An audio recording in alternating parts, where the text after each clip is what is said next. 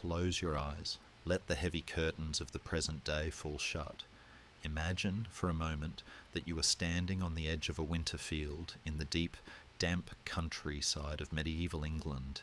The air here is sharp and cold, smelling of wood smoke, wet wool, and the metallic tang of approaching snow. The ground beneath your feet is frozen hard, rutted by the wheels of heavy carts and the hooves of war horses that passed this way days ago. Above you, the sky is a bruised purple, the sun sinking low behind a line of bare black elms that look like cracks in the horizon. It is quiet here, a heavy, waiting kind of silence. There is no hum of electricity, no distant engines, only the sound of a crow calling from a high branch and the wind rattling the dry stalks of last year's harvest. You are safe here, hidden in the shadows of history, wrapped in a cloak of invisibility. Before you get comfortable, take a moment to like the video and subscribe, but only if you genuinely enjoy what I do here. Let me know your city and local time in the comments so we can see where everyone is listening from. They say that in some ages of the world, the law falls asleep before the people do. Tonight we begin in one of those ages. Before Henry II ever sat on a throne, England was a tired, frightened kingdom. For almost 20 years, civil war had torn the land apart in a struggle known simply as the Anarchy. It is a strange name because it sounds abstract, but it was not abstract for the people who lived through it. It meant burned fields, broken doors, and nights where no one could be sure who would come riding down the road with a sword in hand. In this world, law was not a book or a court or a steady voice. Law was whoever had the most men with sharpened steel. One chronicler wrote that Christ and his saints slept, while barons built illegal castles, demanded cruel taxes, tortured prisoners for ransom, and fought private wars whenever they pleased. If you can imagine a land where every valley has its own little king, and each of those kings only answers to his own anger and greed, you will have some sense of what England felt like before Henry II. In such a place, ordinary people had no shield but hope.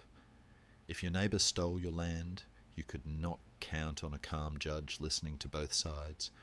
You might have to fight him yourself. If a powerful lord wanted your daughter, there was no police to call. If a knight murdered a peasant, who would dare to bring him to trial? One dark saying captured the spirit of the age. Might was law, and law was might. Justice, when it appeared at all, was wild and uneven. In one village, a thief might be fined a few coins. In the next valley, a thief might lose his hand. There was no single path through the forest, only many narrow, twisting tracks, each leading somewhere different. And then there were the ordeals, strange, frightening rituals that were believed to reveal the will of God. A woman accused of theft might be forced to carry a bar of red-hot iron in her bare hands. A man suspected of a terrible crime might be tied and thrown into cold water to see if he floated or sank. If the wounds healed clean, or if the water rejected him, people said God had spoken. Imagine for a moment standing in a smoky church, watching a friend walk barefoot toward glowing metal, knowing that his future depends on scars. That was what justice could look like. It is from this world that Henry II stepped onto the stage. In 1154, a young man in his early 20s became king of a kingdom that was exhausted. Henry was not a gentle dreamer. He was energetic, clever, often impatient, with sharp eyes and a restless mind. But more than anything, he hated disorder. Where others saw a ruined land, Henry saw a house after a storm, walls still standing but full of cracks. He had no intention of letting the roof fall in. One of his first great acts was simple in idea, but powerful in meaning. He ordered the destruction of many castles that had been built without royal permission during the years of civil war. These adulterine castles were not just piles of stone. They were symbols of private power. Each one said, "Here, I am the law." Tearing them down was like erasing those words from the landscape. At the same time, Henry turned his sharp gaze on the sheriffs, the royal officers, who were supposed to collect taxes and enforce order. Many of them had used their positions to grow rich and cruel. Henry dismissed, fined, and replaced those who could not justify their actions. For the first time in a long time, ordinary people saw a king who seemed willing to punish not only them, but also the officials above them. But Henry wanted more than just cleaning the ruins of the anarchy. He carried in his mind a quiet, radical idea that law should not be a patchwork of local customs and private rules, but something larger, something shared. Instead of every valley judging crimes in its own way, he imagined a kingdom where similar cases were treated in similar ways, no matter where they happened. To build this, he began sending royal justices, trained men loyal to the crown, travelling through the realm.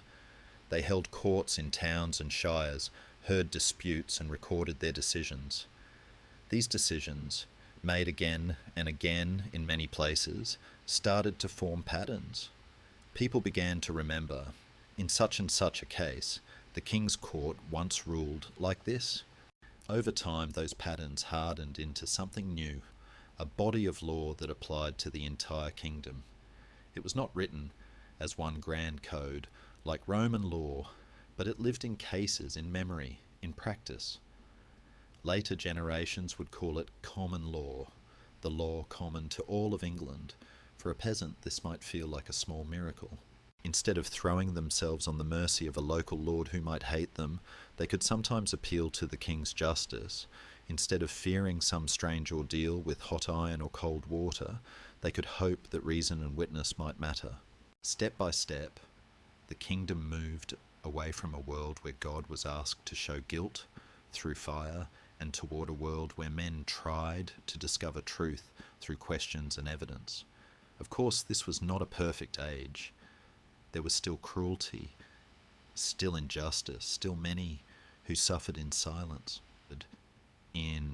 Henry himself was a hard, often harsh ruler, and his love of control would lead to terrible conflicts, most famously with his friend turned Archbishop Thomas Becket and with his own sons. Later still, a different king, John, would be forced by angry barons to seal a document called Magna Carta, which tried to bind royal power inside the very law Henry had strengthened. Yet, if we listen carefully, we can hear a thread running through all these stories, the struggle to answer a simple question asked in a very difficult world. Who should hold the sword of justice, and under what rules should it be used? Tonight's journey and the 15 parts that will follow are all born from that question. We will walk slowly from the smoking fields of the anarchy to the quiet order of Henry's courts, from the clanging chains of dungeons to the scratch of quills writing judgments, from ordeals by fire to the first careful steps toward trial by jury. Along the way, you will meet barons who thought they were above the law, kings who believed they were the law, and churchmen who insisted that there was a higher law still. You will see how one determined ruler used law as his tool to rebuild a broken kingdom, and how the very system he forged would one day rise up to challenge kings themselves. As you lie back and let the story unfold, you might feel that this is all very far away. Distant names, cold castles, old quarrels. Yet, in a quiet way, the choices made in Henry II's reign still touch your life. Every time a court follows a past case, every time a judge explains a decision using older decisions, a faint echo of this young king's dream can be heard. Perhaps the deepest mystery of all is that out of chaos and cruelty, something slow and steady began to grow, a belief that law could be more than the will of the strong, that it could be a path through the dark forest that belonged to everyone. And somewhere, on that path, Henry II is still walking ahead of us, lantern in hand, trying to bring order to a restless world. But before we can follow that lantern, we must understand just how dark the forest had become. We must rewind the clock from the reforms of Henry's later years back to the very moment before his arrival, to the winter of 1153. The current king, Stephen, is an old man, weary and broken by the weight of a crown that never quite fit him. Historians still argue whether the Anarchy was truly a time of total collapse, or if the famous description of 19 long winters was a bit of poetic exaggeration by monks who simply disliked missing their lunch. After all, life usually goes on, even when kings are fighting. Cows must be milked, and grain must be ground, regardless of who claims the throne. Yet there is no doubt that a deep exhaustion had settled into the bones of the English people, a fatigue as heavy as the wet wool cloaks they wore against the drizzle. Imagine the atmosphere in a small village tavern near the Welsh border. The fire is smoking, chimneys were still a luxury for the future, and the air is thick with the smell of roasted onions and unwashed bodies. Men speak in low voices, not about glory or conquest, but about survival. They talk of the mercenary knights who roam the countryside, men who speak strange dialects, and owe loyalty only to gold. These knights are like wolves, but worse, because wolves only take sheep. These men take everything. There is a sense of holding one's breath, a collective pause across the entire island. The old King Stephen has signed a treaty at Wallingford, promising that when he dies, the crown will not go to his own son, but to a young challenger from across the sea. It is a fragile promise, written on parchment that could easily burn. And so, England waits. It waits like a field held in the grip of frost, longing for the thaw. The people do not know, yet, what this new man, this Henry, will be like. They have heard rumours, of course. Rumours of a temper that can flare like a lightning strike. Rumours of an energy that makes other men tired just watching him. They say he has red hair, the colour of a fox, and that he rides as if he was born in the saddle. But for now, he is just a name, a distant hope across the channel. The wind howls outside the tavern, rattling the wooden shutters, and the villagers pull their coats tighter. They do not know that the winter is ending. They do not know that the fox is already looking north, his eyes fixed on their white cliffs, ready to bring the fire that will melt the frost. While England shivers under the grey blanket of the Anarchy, we must cast our minds southward across the choppy, slate-grey waters of the English Channel to a land where the air feels different, sharper perhaps, and charged with a frantic, youthful electricity. We find ourselves in Normandy and Anjou, the rich, fertile domains of France, where the sunlight seems to cling a little longer to the stone walls of the keeps, and the vineyards are already dreaming of spring. It is here, pacing the floors of a ducal palace, like a caged leopard, that we find the man who will soon be king. But he is not yet a king. He is a boy, or perhaps just barely a man, bursting out of his own skin with ambition. His name is Henry, and if you were to meet him in a courtyard in 1153, you might not immediately think royalty. You would see a stocky, barrel-chested young man of 19, with legs slightly bowed from spending half his life in the saddle, and hands that are rough from holding leather reins and wooden practice swords. He has a face that the sun loves, a little too much, freckled and ruddy, and a mop of red gold hair that he keeps cropped short, unlike the long flowing locks of the vainer courtiers. But it is his eyes that hold you. Chronicles tell us they were grey, calm and dove-like when he was at peace, but that they could flash into balls of fire when his famous temper snapped. And he is always moving. This is the first thing you must understand about Henry. Stillness is his enemy.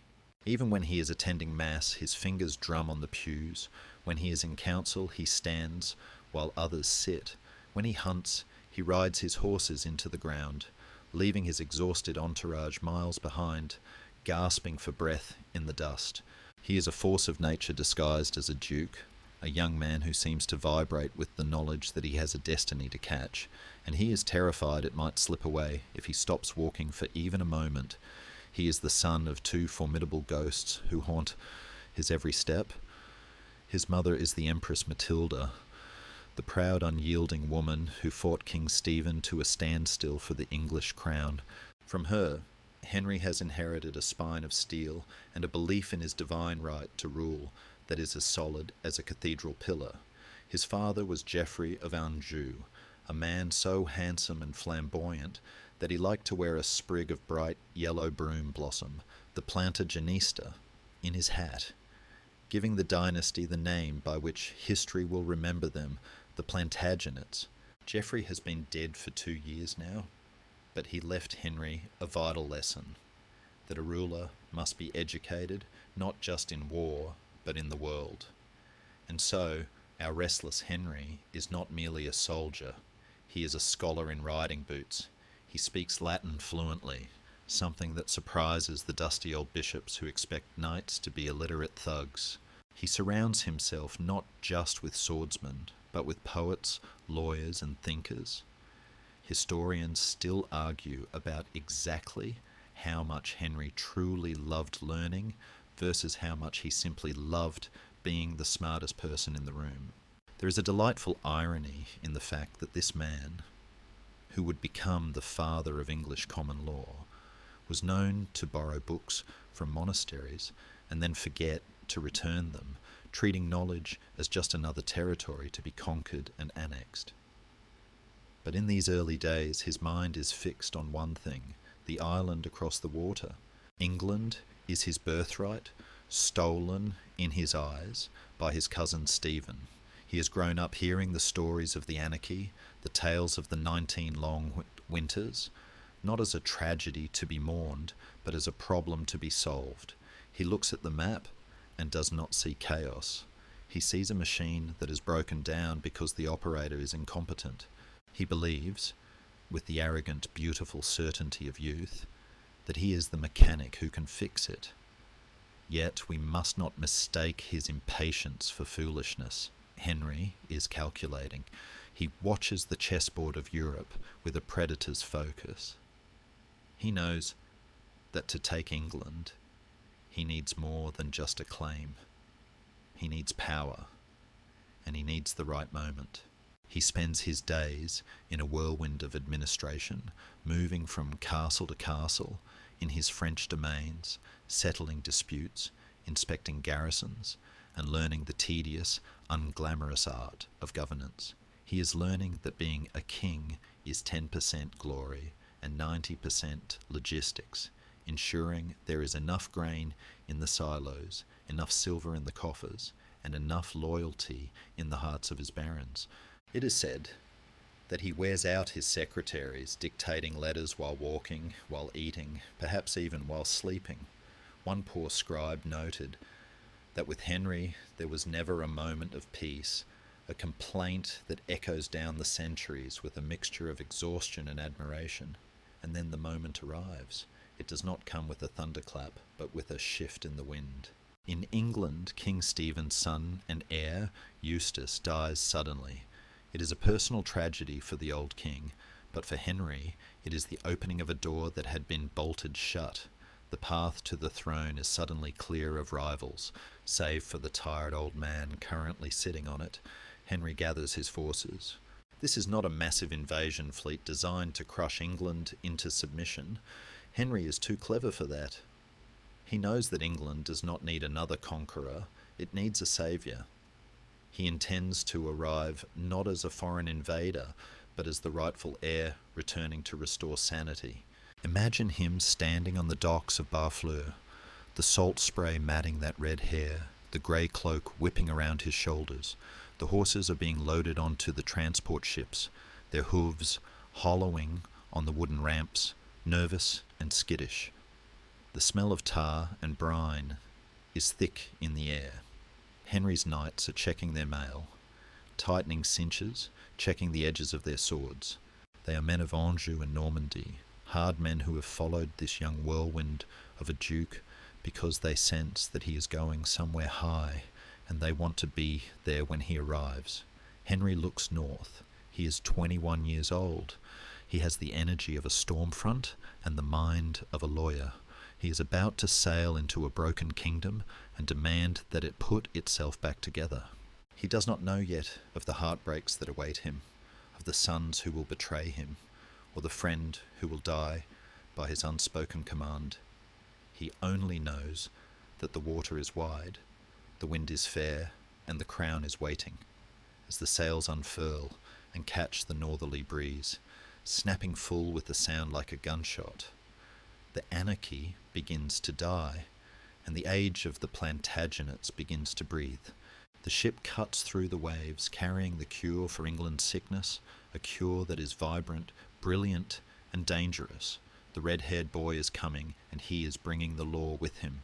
But before Henry could claim the cold northern island of his ancestors, he first had to secure the warm golden south, and to do that, he had to engage in the medieval equivalent of a geopolitical earthquake. To understand this, we must shift our gaze from the grey Atlantic to the sun-drenched vineyards of Aquitaine. If Normandy was a land of stone keeps and apple orchards, Aquitaine was a land of troubadours, spices and silk. It was a vast, wealthy duchy in southwestern France, a place where the culture was older, softer, and far more dangerous in its beauty. And at the centre of this golden web sat a woman who remains, to this day, one of history's most captivating riddles, Eleanor. To speak of Eleanor of Aquitaine is to speak of a storm trapped in a glass bottle. By the time Henry was a 19-year-old duke, Eleanor was already a legend. She was around 30. Historians still bicker politely over her exact birth year, and she had already lived a life that would make most adventurers look lazy. She had been the Queen of France, married to the pious and dour king Louis VII. She had ridden on the Second Crusade, reportedly bringing enough luggage to sink a small fleet and scandalizing the church by riding bare-legged through the deserts of Antioch. She was educated, wealthy, and possessed a wit that could cut through a knight's armour faster than a sword. But she was also trapped in a miserable marriage. Louis, it was said, was more of a monk than a king. He loved prayer and silence. Eleanor loved music, debate, and power. They were oil and water, or perhaps more accurately, holy water and spiced wine. The marriage had produced only daughters, no sons, and the silence in the royal palaces of Paris had grown deafening. Then, in the spring of 1152, the unthinkable happened. The marriage was annulled. The official reason was consanguinity, a fancy church term meaning they were too closely related, sharing a common ancestor generations back. It was a convenient legal fiction that everyone pretended to believe, a polite way for the church to untie a knot that had become strangling. Louis, perhaps relieved to be rid of his turbulent wife, allowed her to keep her lands.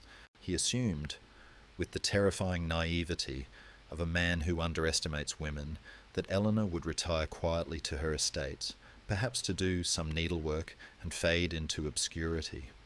He could not have been more wrong if he had tried.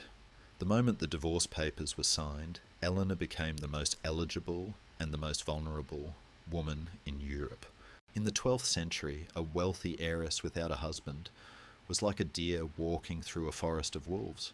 Kidnapping a noble woman and forcing her into marriage was a standard, if brutal, way for a lord to increase his property value.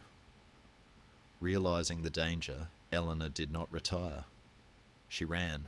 She rode south toward her own capital of Poitiers, with the speed that terrified her escorts, dodging ambushes set by minor lords who wanted to capture the greatest prize in Christendom. But as she rode, she was not just fleeing, she was planning. She sent a secret message, not to a neighbouring count or a safe convent, but to the young red-haired Duke of Normandy. The message was simple: "Come and marry me." It is one of history's most electric moments. Henry was 11 years her junior, a rough-edged northern warrior compared to her southern sophistication. But they were two sides of the same coin, both fiercely ambitious, both intelligent, both hungry for a world larger than the one they had been given. Henry did not hesitate. He barely stopped to pack. He rode south with the same manic energy that defined his entire life, slipping past the same would-be kidnappers who were hunting Eleanor. They met in Poitiers, amidst the spring blooms, and the chemistry must have been instantaneous.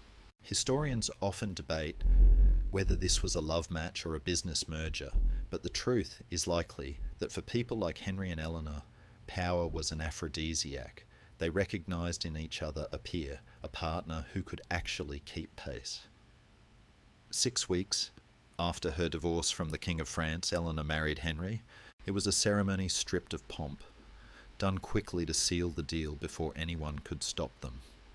When the news broke, it shattered the political landscape of Europe.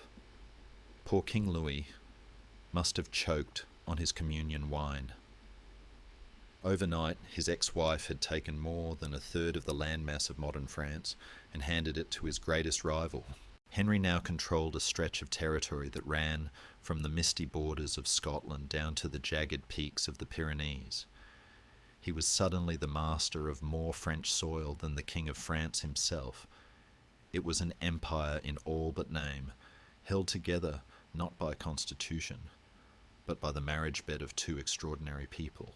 This union created the Angevin Empire, a sprawling, diverse, impossible collection of lands that included rainy English shires, bustling Norman ports, and sun-baked Aquitanian olive groves.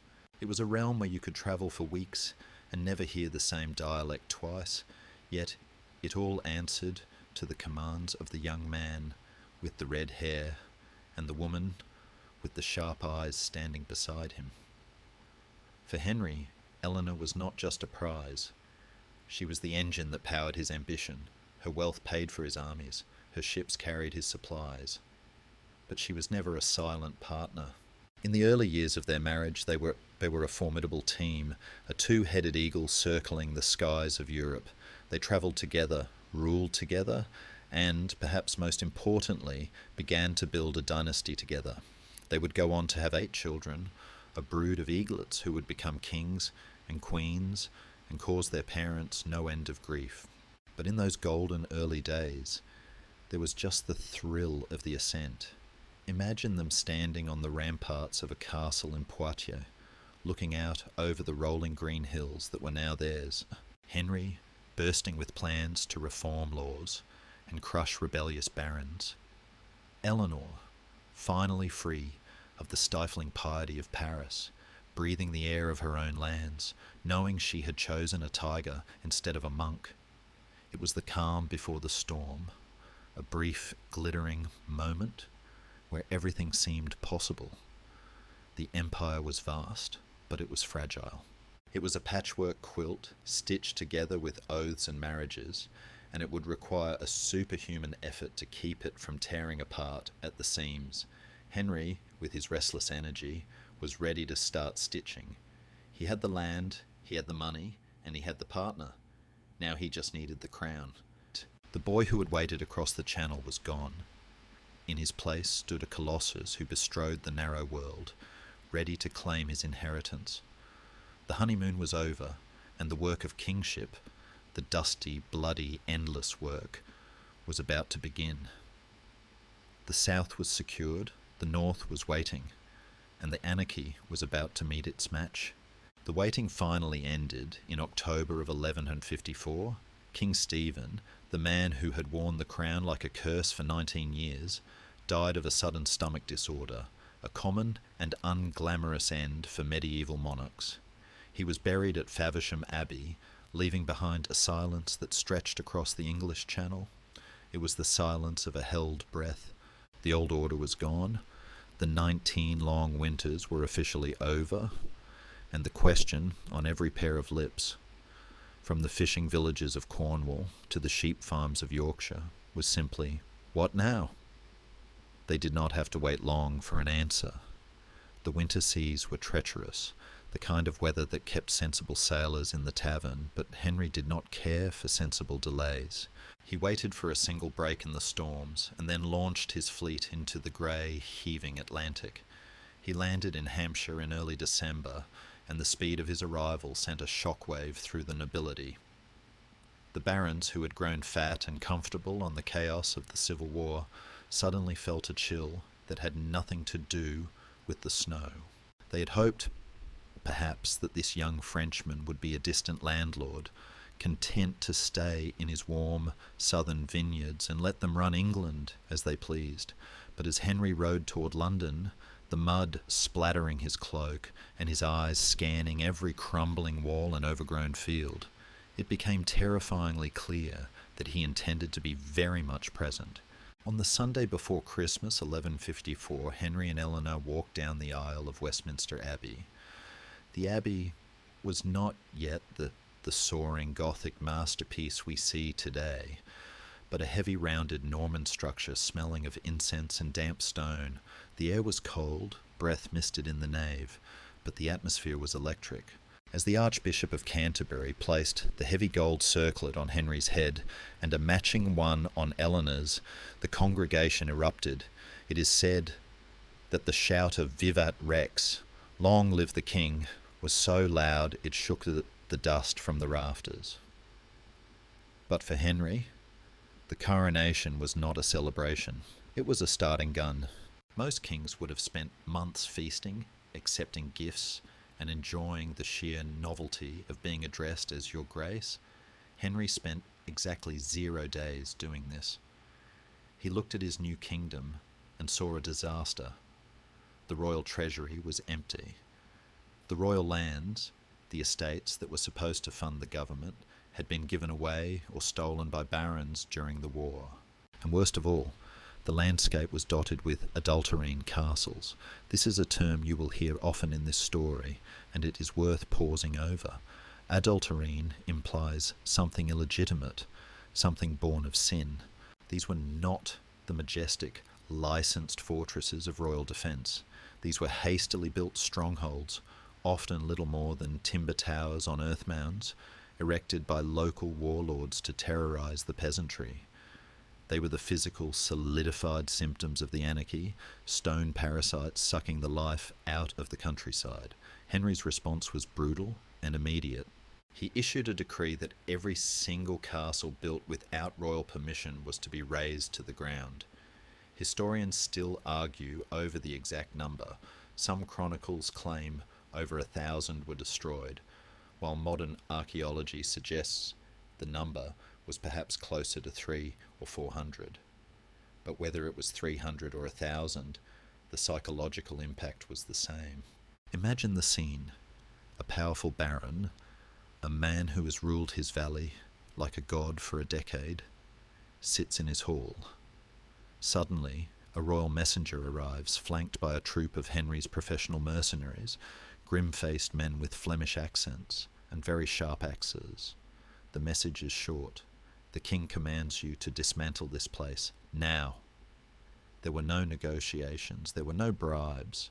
If a baron refused, Henry himself would appear a few days later with a siege engine. It was a terrifying display of will. The sound of England in 1155 was the sound of falling stone, of timber crashing into moats, of the physical structures of chaos being unmade by the king's command. It was the most visible, noisy, and dusty way possible to say, "The anarchy is over." But Henry did not stop at castles. He turned his eyes to the coins in people's pockets. During the war, the currency had collapsed. Every baron and bishop seemed to be minting their own money, often mixing the silver with tin or copper until the coins were worthless. A peasant might sell a cow for a handful of pennies, only to find that the merchant in the next town wouldn't accept them. Commerce was paralysed. Henry ordered a completely new coinage known as the Tealby penny.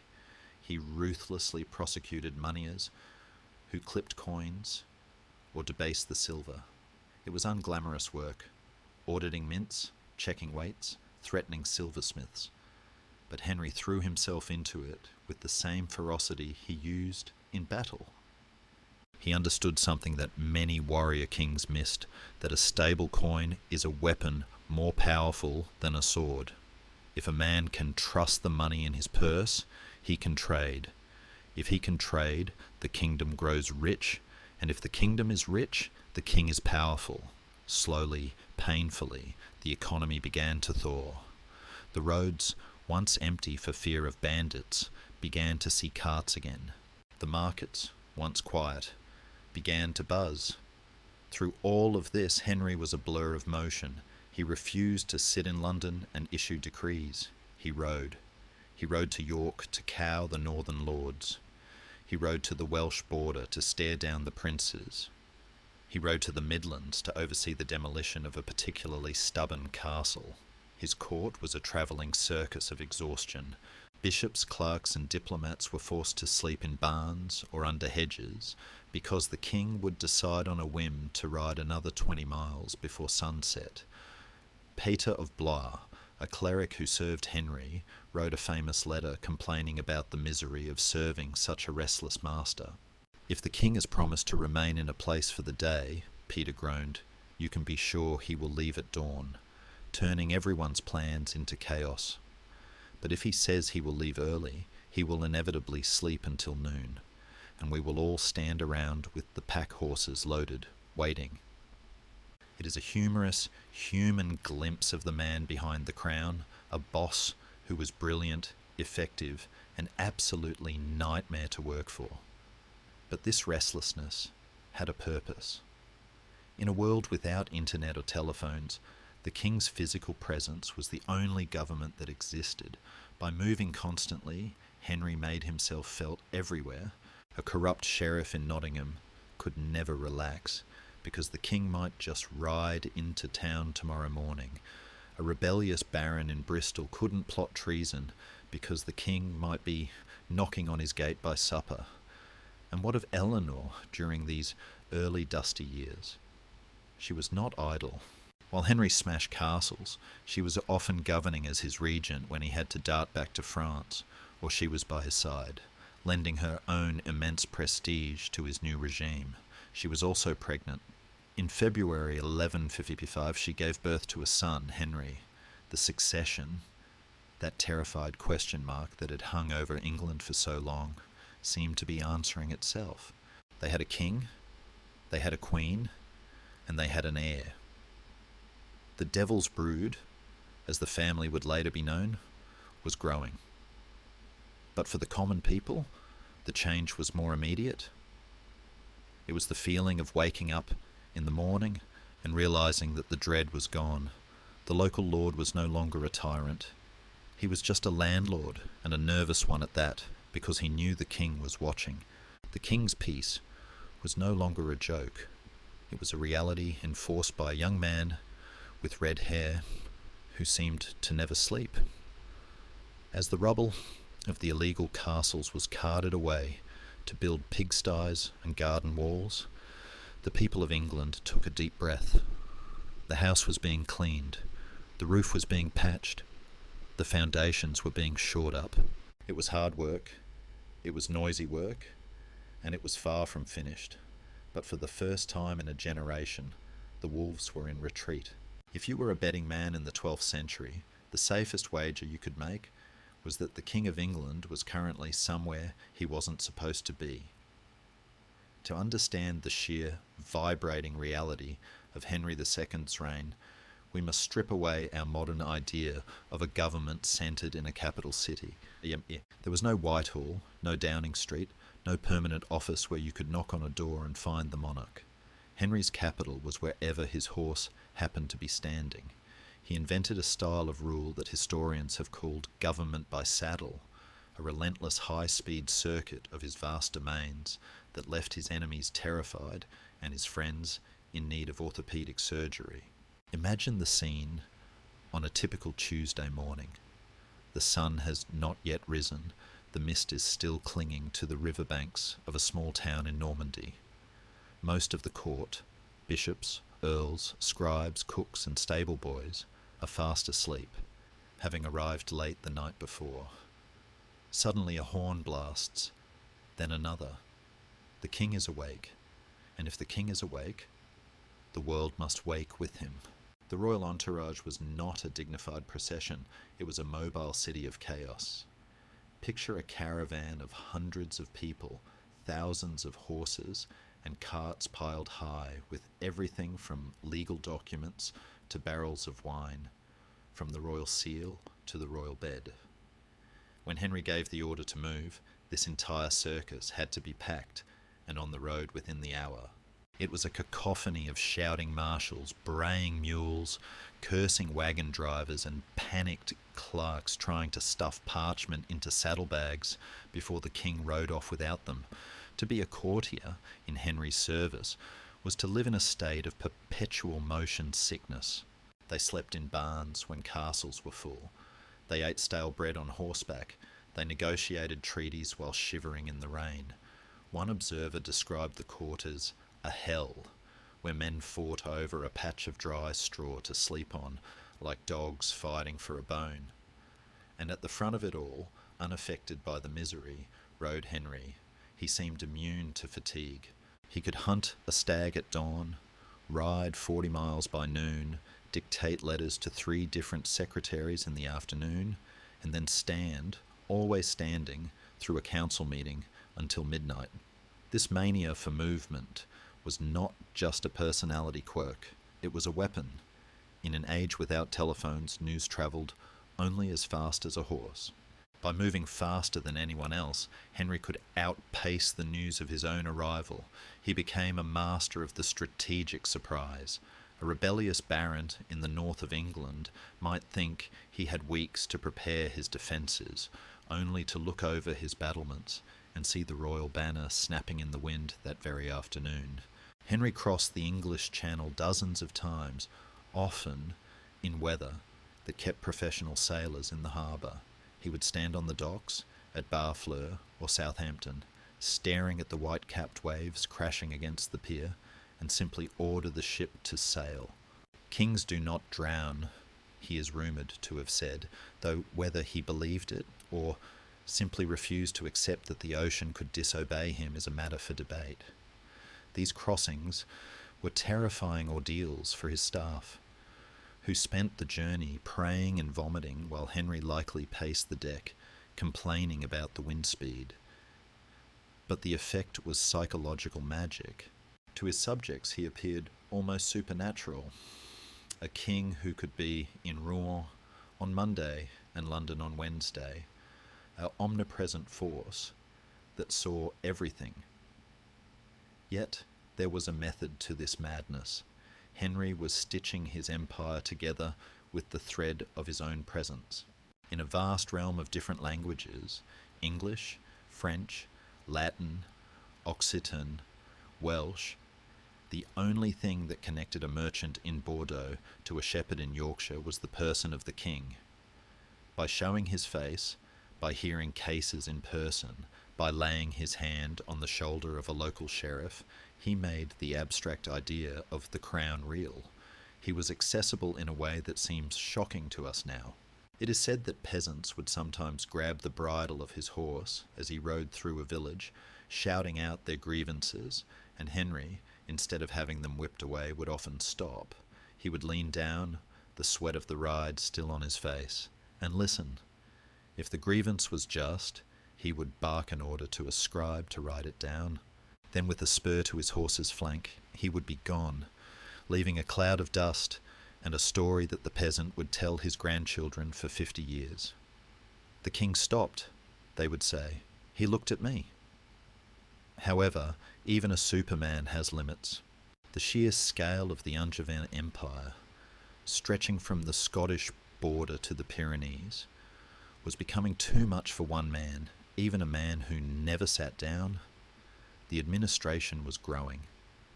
There were more writs to sign, more taxes to audit, more diplomatic crises to manage. Henry needed help. He needed someone who could match his energy, someone who could translate his rapid-fire thoughts into action, someone who could be the anchor while Henry was the sail. He didn't want a dusty old bishop who would lecture him on morality, nor did he want a haughty baron who would try to steal his power. He wanted a partner, a soulmate in governance. And in the bustling, smoky streets of London, there was a man rising through the ranks who fit the description perfectly. A man who was everything Henry was not. Tall, slim, elegant, a commoner by birth, but a prince by nature. This need for a lieutenant brings us to the most famous and tragic friendship in English history. It begins not with a grand ceremony, but likely with a recommendation from the Archbishop of Canterbury, Theobald, who saw talent in a sharp-witted young clerk named Thomas. When Henry first met Thomas Becket, the connection was electric. They were an odd couple. Henry, the stocky, scruffy, intense redhead, who dressed carelessly and cared only for function. And Thomas, the tall, dark-haired, impeccably dressed Londoner, who loved falconry, fine wine, and the theatre of power. But they shared a language. It was the language of brilliance. They were both outsiders in a way. Henry, the foreigner who had to conquer his own kingdom, and Thomas, the merchant's son navigating a world of snobbish aristocrats. They recognised the hunger in each other. Henry, with his usual decisiveness, appointed Becket as his chancellor. In the 12th century, the Chancellor was essentially the King's Chief of Staff, the keeper of the royal seal, and the head of the royal household. It was a job that required infinite patience and infinite subtle ruthlessness. Becket took to it like a hawk to the sky. Suddenly the chaos of the royal court began to take on a kind of gleam. Becket organised the king's finances. He charmed foreign diplomats who found Henry too abrasive, and he threw banquets that became the envy of Europe. And through it all, the king and the chancellor became inseparable. They were seen riding together, hunting together, even playing like boys. There are stories of them wrestling in the mud, or sharing a cloak to keep warm. It was said they had one heart and one mind. For Henry, who had spent his youth surrounded by enemies and rivals, this was a new and intoxicating feeling. He had a friend who didn't want his crown, but simply wanted to help him wear it. And so as the royal cavalcade thundered along the muddy roads of England, there were now two figures at the front, the king in his travel-stained tunic and the chancellor in his silk robes, laughing as they rode into the teeth of the wind. The empire was secure, the team was complete, and it seemed that nothing could stop them. But history, like the weather in the Channel, has a way of turning just when the sailing seems smoothest. If history is a stage, then Thomas Becket was the actor who knew exactly where the light hit the hardest, while Henry was the director, frantic, shouting orders, moving the scenery with his own bare hands.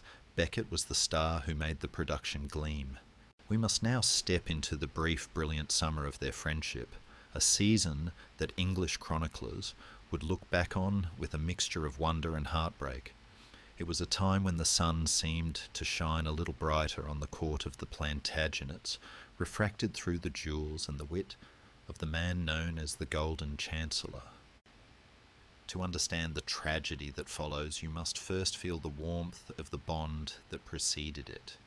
This was not merely a political alliance, it was a love story between two men, not in the romantic sense, but in the fierce platonic devotion of brothers who have found the one other person on earth who speaks their language.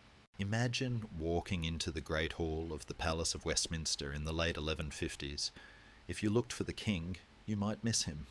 Henry might be sitting on a simple wooden bench, gnawing on a piece of bread, his tunic stained with the mud of a morning hunt, arguing loudly with a lawyer about tax yields. But if you looked for the Chancellor, you could not miss him. Becket sat at the centre of a whirlwind of luxury. His robes were trimmed with the finest furs from Russia. His table was set with silver plate that caught the firelight. his guests were served wine that cost more than a peasant earned in a lifetime. While the king's rooms were often strewn with rushes and smelling of dogs, Becket's apartments were scented with fennel and rosewater, the floors swept clean and covered with fresh green boughs in summer. And Henry loved it. He adored the fact that his friend lived like a prince. He would often ride his horse right into Becket's dining hall, jump off, and sit down to eat, laughing as he grabbed a cup of wine from the Chancellor's table. There is a famous story that has survived the centuries, a tiny window into their intimacy that feels as real as a snapshot. It is a winter day in London. The King and Becket are riding together through the bustling narrow streets. The wind is biting, whistling down the alleyways.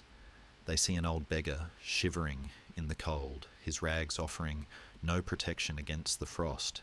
Henry, in a mood of playful benevolence, turns to Becket and says, "Would it not be a great act of charity to give that poor man a warm cloak?" Becket, suspecting nothing, agrees politely. "It would indeed, my liege."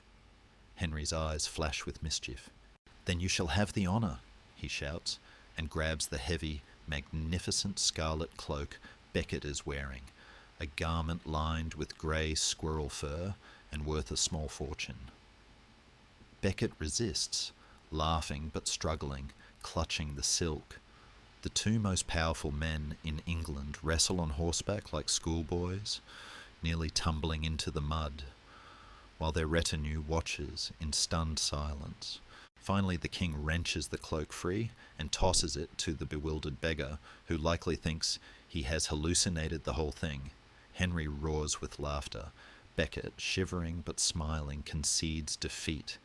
It is a moment of pure, unguarded humanity. In that laughter, you can hear the sound of a king who feels safe. But Becket was far more than a court jester or a fashion plate.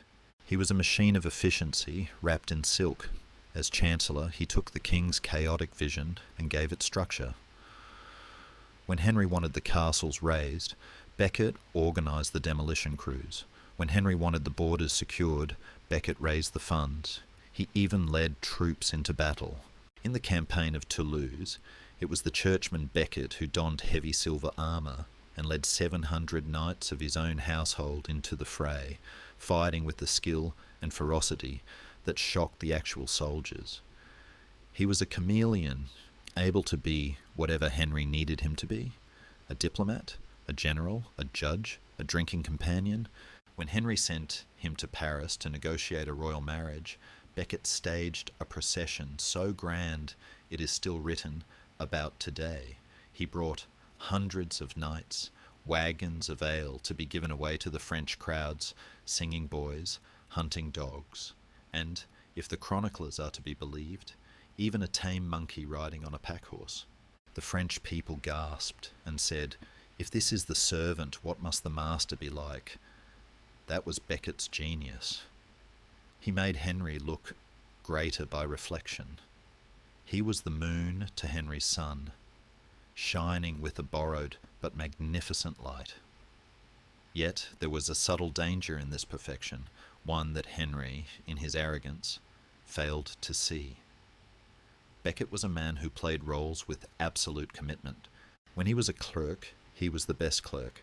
When he was a courtier, he was the most extravagant courtier.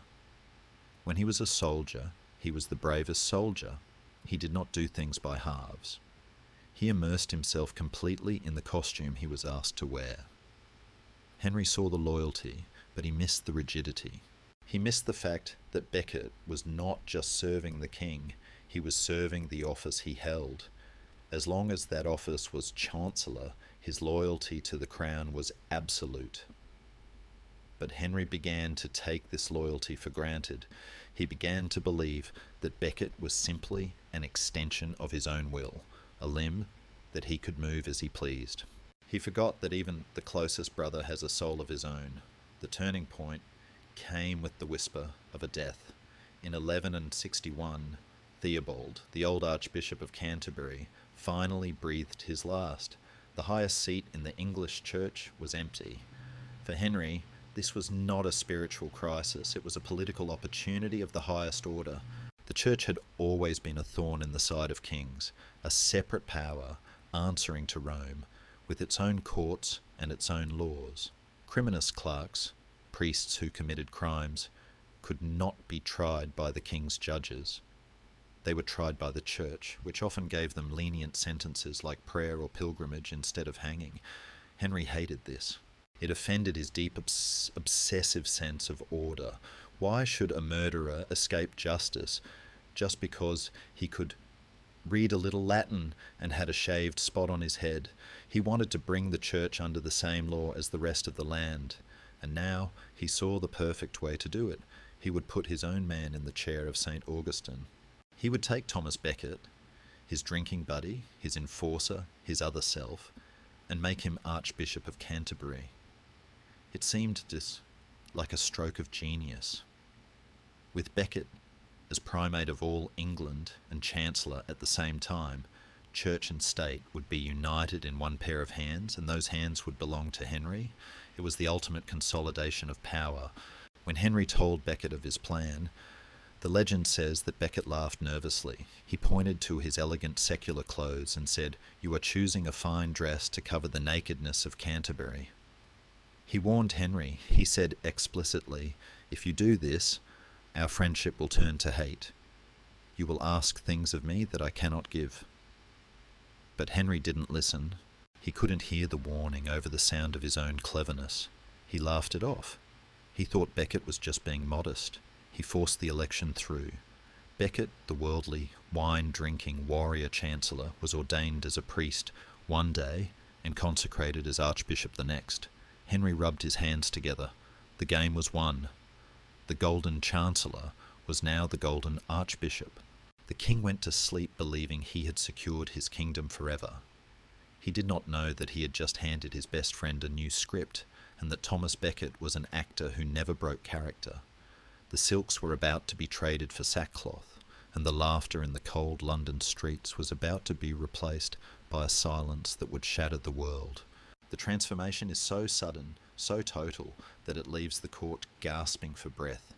Imagine a man who has spent his life wearing the finest velvet, suddenly stripping it off to wear rough, scratching wool against his skin. This is literally what happens. On June 3rd, 1162, Thomas Becket is consecrated as Archbishop of Canterbury.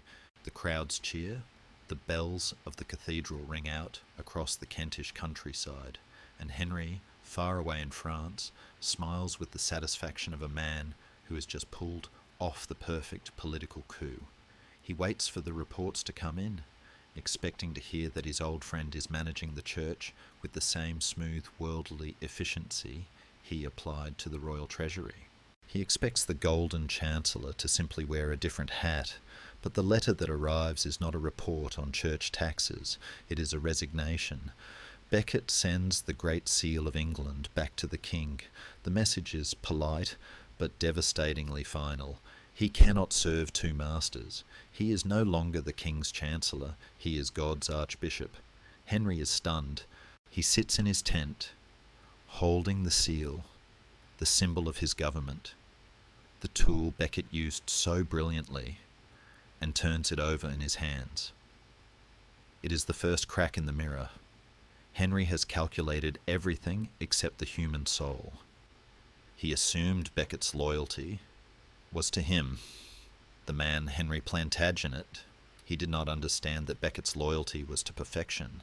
Becket has been given a new role, the role of protector of the church, and he intends to play it with terrifying intensity.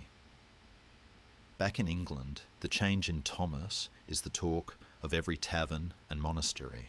The man who once travelled with monkeys and musicians now rises before dawn to wash the feet of 13 beggars every morning.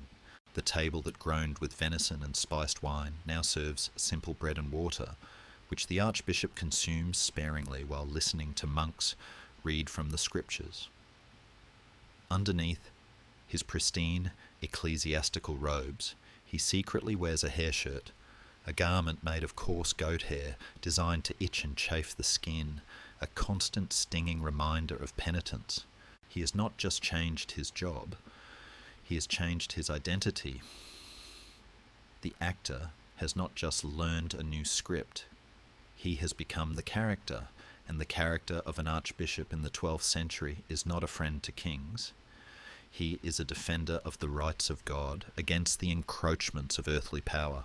Henry returns to England in 1163, expecting perhaps that they can talk this out, that he can slap Thomas on the back, pour him a drink, and laugh about this monk phase he is going through. But the reunion is awkward. They meet, they embrace, but the old electric connection is dead. There is a coolness in Becket's eyes, a detachment that maddens Henry. The king looks for his friend and finds a statue, and almost immediately, the issue that Henry hoped to solve, the issue of the criminous clerks, explodes in his face. The spark is a specific case, one that illustrates the bizarre legal twilight of the time. A canon in Bedford is accused of murdering a knight. Under the old system, the church claims the right to try him. The church court finds him guilty, but because the church does not shed blood, the man is merely stripped of his title and banished. To the family of the murdered knight, and to Henry, this is an outrage. A murderer walks free because he wears a cassock. Henry demands that the man be handed over to the royal justices to be tried like any other subject. Becket refuses. He stands like a wall of granite. He argues that to try a man twice, once in a church court and once in a king's court, violates the ancient principle of double jeopardy. Not even God judges a man twice for the same matter, Becket intones. To Henry, this is not theology, it is treason. It is a direct challenge to his authority as king. The veins in his neck bulge. The famous Plantagenet temper, usually reserved for incompetent servants or rebellious barons, is now turned on the man he loved like a brother. "I will have law in my land," Henry roars, "and I will defend the honour of God," Becket replies, his voice calm, infuriatingly steady. The court watches in horror.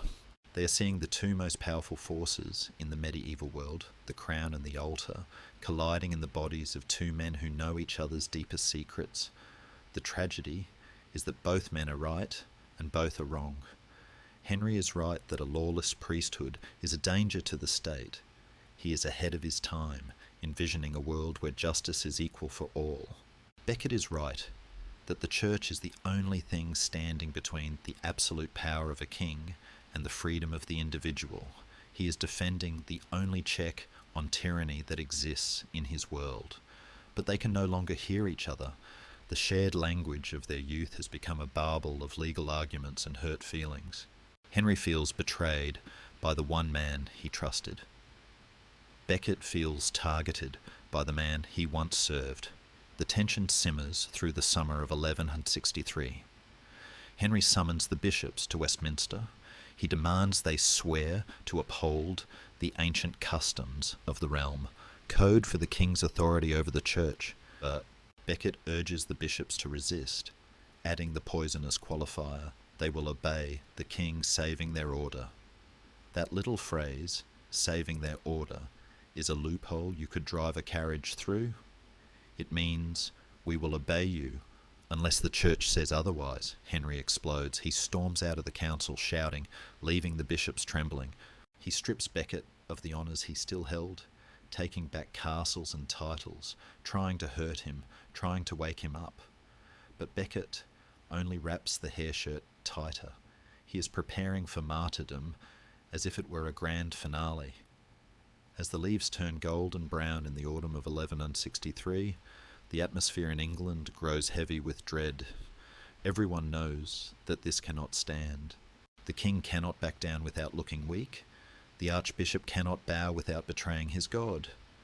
The fatal promotion has become a trap. Henry has created an enemy far more dangerous than any castle-building baron. He has created a rival for the soul of the kingdom. And as the nights draw in and the frost returns, the king summons a great council to a royal hunting lodge called Clarendon. He intends to force the issue, to break Becket's will once and for all. He does not know that he is walking into a confrontation that will stain his reign forever.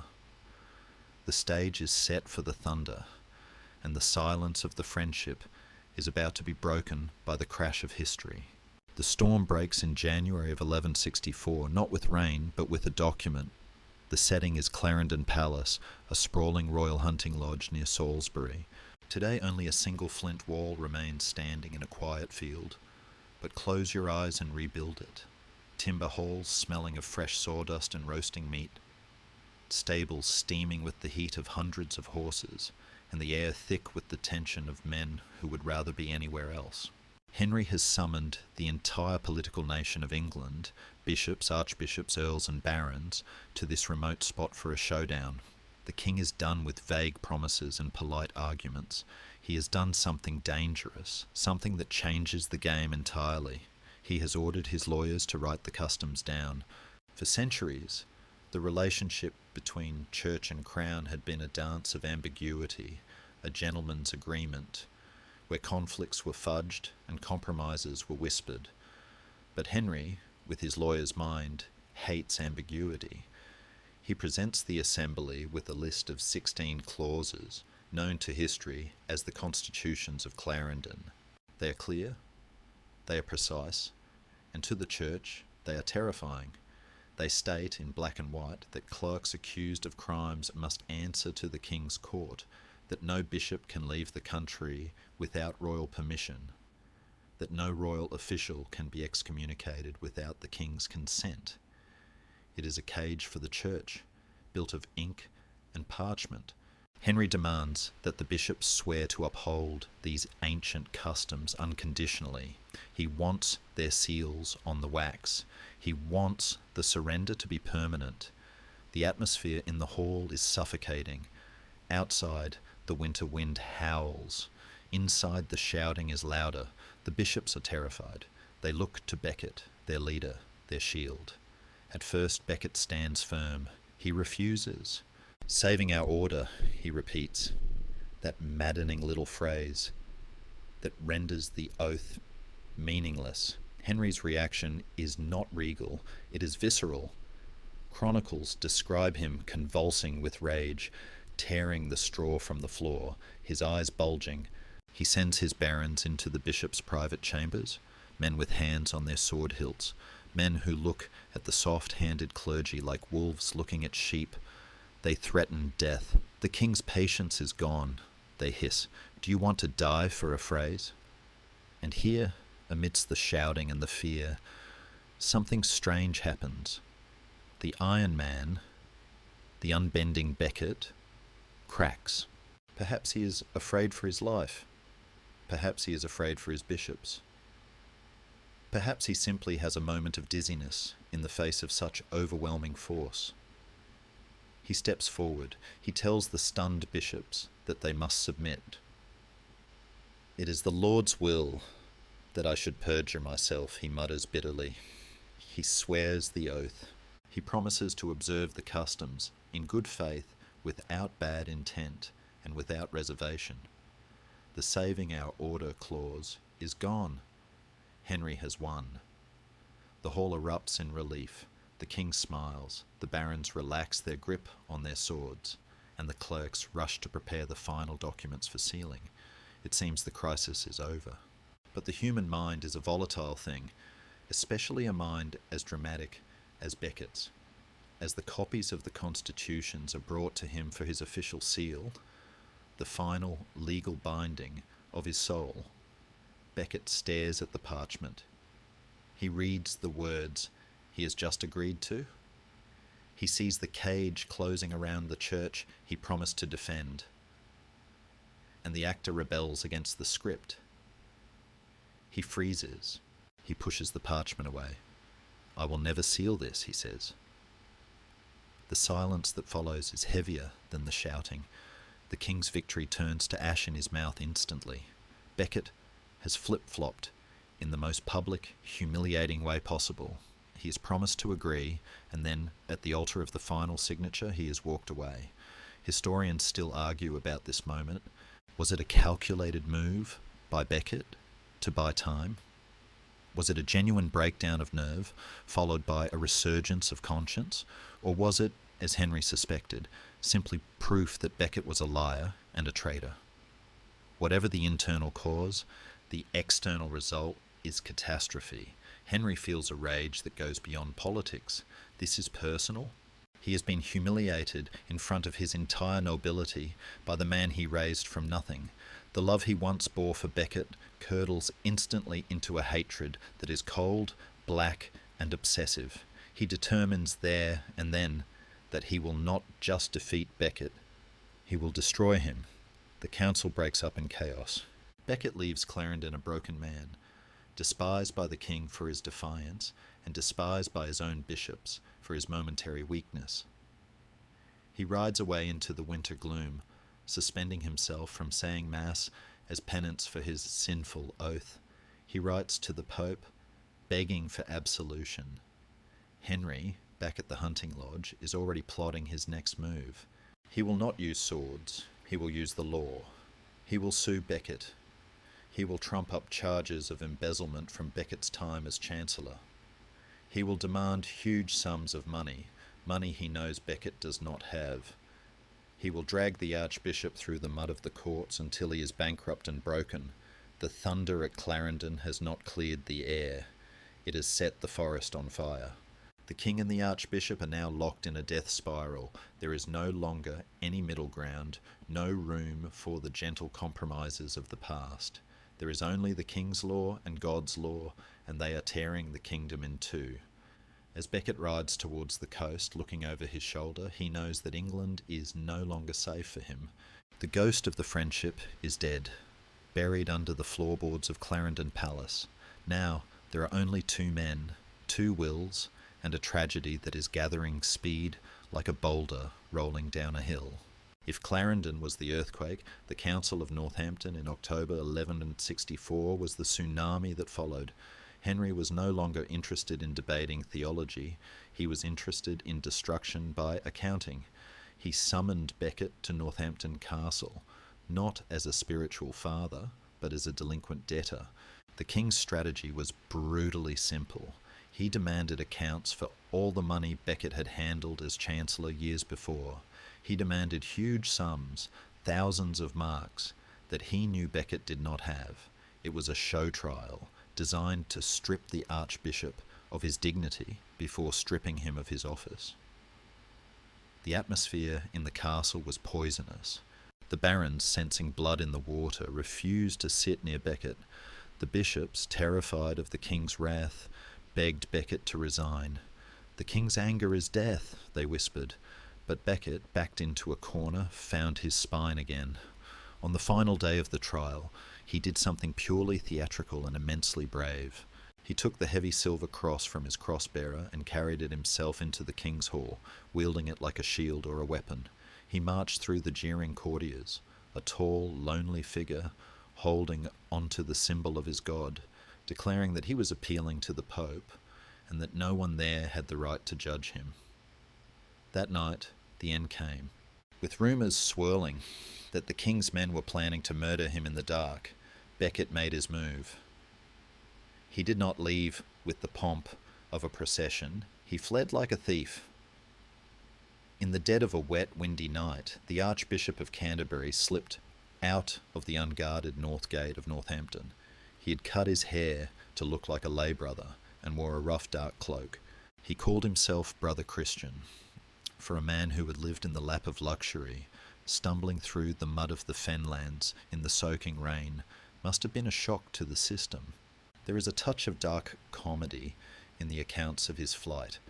At one point, the exhausted Archbishop, unaccustomed to walking miles in wet wool, collapsed, and his few faithful servants had to cut off part of his cloak to make it lighter. They eventually stole a horse for him, but it had no saddle, so they folded a spare cloak over its back. Here was the primate of all England, bumping along on a bony nag, soaking wet, hiding in ditches from royal patrols. It was a humiliation, but it was also a liberation. He was no longer the king's creature.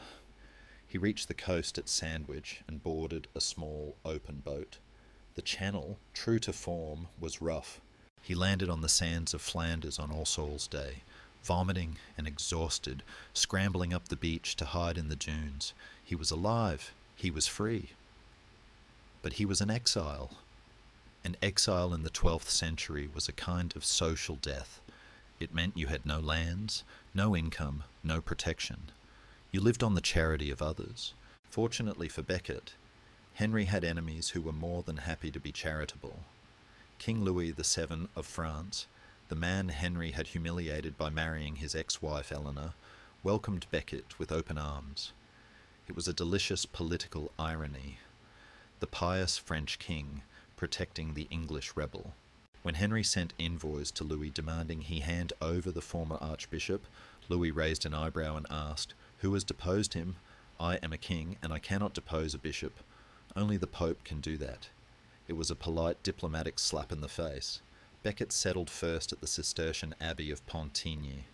It was a stark, quiet place, far removed from the gold and noise of Westminster. Here, Becket shed his disguise and put on the white wool habit of a Cistercian monk. He threw himself into a life of extreme asceticism. He ate boiled vegetables, slept on a hard floor, and spent his days in the library reading law and theology. He was arming himself. If Henry wanted a legal fight, Becket would give him one. He wrote letters, hundreds of them. He wrote to the Pope, to the bishops of England, to the king himself. His letters were not conciliatory, they were fiery, filled with biblical warnings and threats of excommunication. He was no longer the golden chancellor. He was a voice crying in the wilderness, and his voice was getting louder. Back in England, Henry's reaction to Becket's escape was a terrifying explosion of vindictiveness. Historians often point to this moment as the proof of Henry's cruel streak, a darkness that lay beneath his rational laws.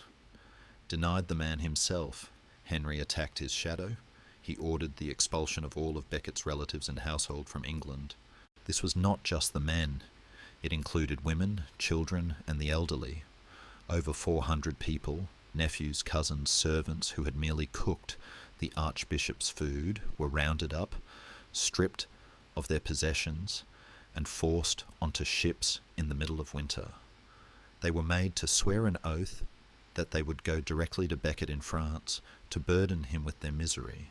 Imagine the scene at Pontigny when this tattered, shivering fleet of refugees arrived at the monastery gates, crying babies, old women half dead from the cold, all looking to Thomas and saying, "We are here because of you."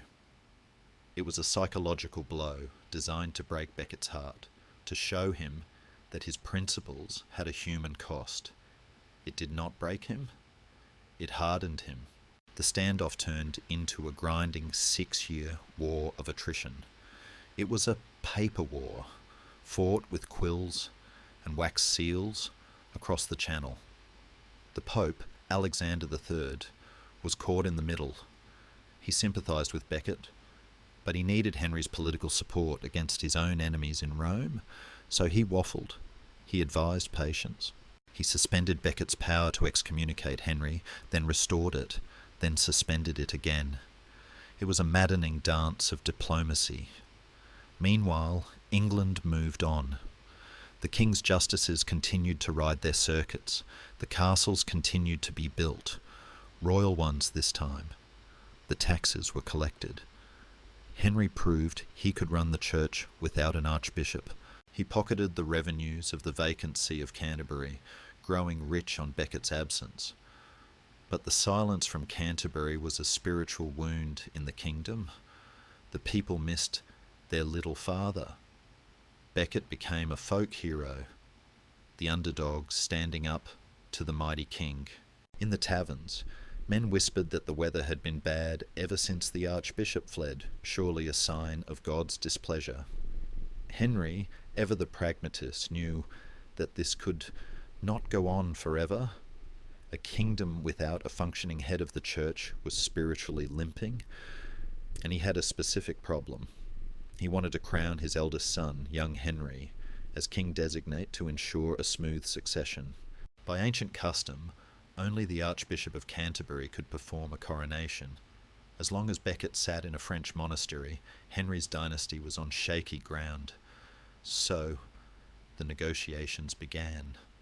Meetings were arranged in open fields in France, king and archbishop facing each other on horseback, surrounded by nervous knights. They would argue, they would reminisce, they would almost agree, and then one of them would say something that triggered the old rage. Henry would insist on the customs of the realm. Becket would insist on the honour of God. They were two proud men, locked in a room with no door. Becket, growing more bitter with every year of eating charity bread, began to threaten the ultimate weapon, the interdict. An interdict was a spiritual nuclear bomb. It meant suspending all church services in England. No weddings, no mass, no burials in consecrated ground. The threat terrified Henry. It would turn his own people against him. By 1170 the weariness was palpable. 6 years of anger had exhausted everyone. The hair of both men was greying. The fire of the dispute had burned down to cold hard ash. Henry, desperate to secure his son's throne, finally made a fatal calculation. He decided to bypass Becket. He would have the coronation performed by the Archbishop of York instead. It was a flagrant violation of Canterbury's rights, a direct insult that he knew would enrage Thomas. But Henry thought it would force a capitulation. Instead, it lit the fuse on the final explosion. The exile was about to end, not with a whimper, but with a return that was less a homecoming and more a march toward a sacrificial altar. Thomas packed his few belongings. He looked at the white cliffs of Dover across the grey water. He knew, with the chilling certainty that he shared with his clerks, that he was not going back to live. He was going back to die. In the grand tapestry of history, there are moments that are meant to be joyful celebrations, yet when we look back at them, they are drenched in the colour of a coming storm. The coronation of Henry's eldest son, known to history as the young king, is one of those moments. It was intended to be the final padlock on the Plantagenet dynasty, the act that would ensure the anarchy never returned. Instead, it was the spark that would eventually burn the house down. To understand why, we must step into the mind of Henry II in the spring of 1170. He is only 37 years old, yet in the medieval world he is already entering the autumn of his life. He has ruled for 16 grueling years. He has ridden thousands of miles, signed thousands of writs, and fought battles from the Scottish borders to the French Vexin. He is tired, and like all kings, he is haunted by the question, what happens when I am gone?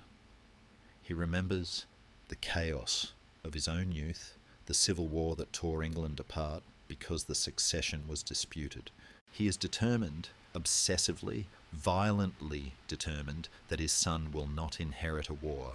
The custom in France was to crown the heir while the old king was still alive, creating a co-king to ensure a smooth transition.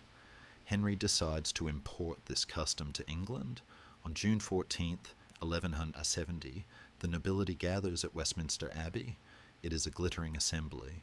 The sun streams through the high windows, illuminating the silks and velvets of the earls, the gleaming mail of the knights, and the fresh, eager face of the 15-year-old prince, Henry the young king.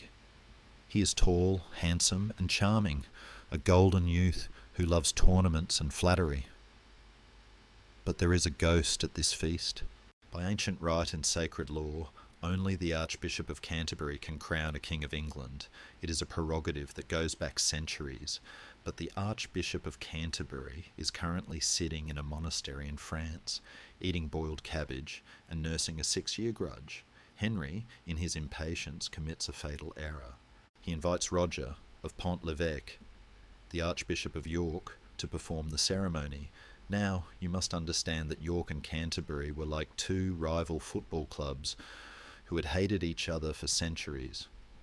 Roger was Becket's old enemy, a man who had once called Becket a clerk of low degree.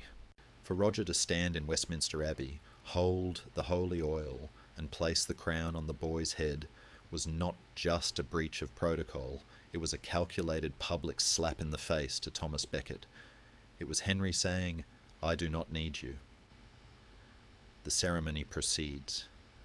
The boy is anointed, the chants are sung, the bells ring. But those who know the law shift uncomfortably in their seats. They know that this coronation is technically illegal. They know that across the channel a man is reading a letter about this event and his face is turning to stone. The banquet that follows the coronation offers us a chilling glimpse into the future, a moment so perfect it feels scripted by a tragedian. To honour his son, King Henry II, the most powerful ruler in Europe, decides to make a humble gesture. He serves the young boy at the feast, carrying the heavy platter of roasted boar to the high table himself. It is a symbol of fatherly love and the continuity of the crown. The Archbishop of York, trying to be complimentary, leans over to the teenage boy and says, "It is a rare honour for a prince to be served by a king." The young king looks at his father, sweating and serving him, and then looks back at the Archbishop with a sneer. "Why is it strange?" he quips. "It is only fitting that the son of a count should serve the son of a king." The hall goes quiet. It is a joke, but it is a knife. Henry II is the son of a count, Geoffrey of Anjou. The boy is the son of a king. In one arrogant sentence, the son has dismissed his father's struggles and claimed superiority by birthright. Henry II laughs it off, but his eyes must have narrowed. He has created a king, but he has not given him any power, only a title and an ego. He has armed his own replacement. Meanwhile, in France, the news of the coronation hits Becket like a physical blow. The insult is absolute. His primary function as primate of all England has been stolen by his enemy, but this time the Pope agrees. The violation of Canterbury's rights is too flagrant to ignore. The Pope issues letters empowering Becket to lay an interdict on England, to stop all church services, and to excommunicate the bishops who participated in the sham coronation. Suddenly, Henry realises he has overplayed his hand.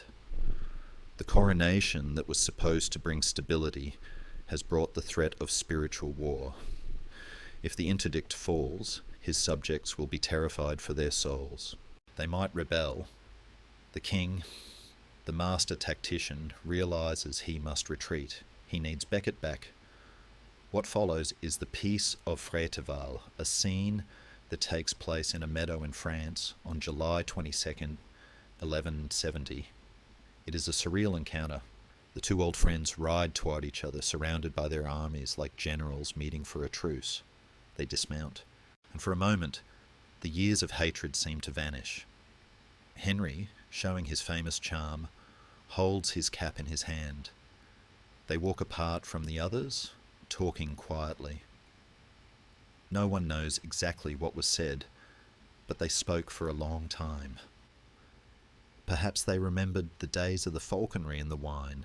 Perhaps they simply acknowledged that they were both tired men who wanted to go home.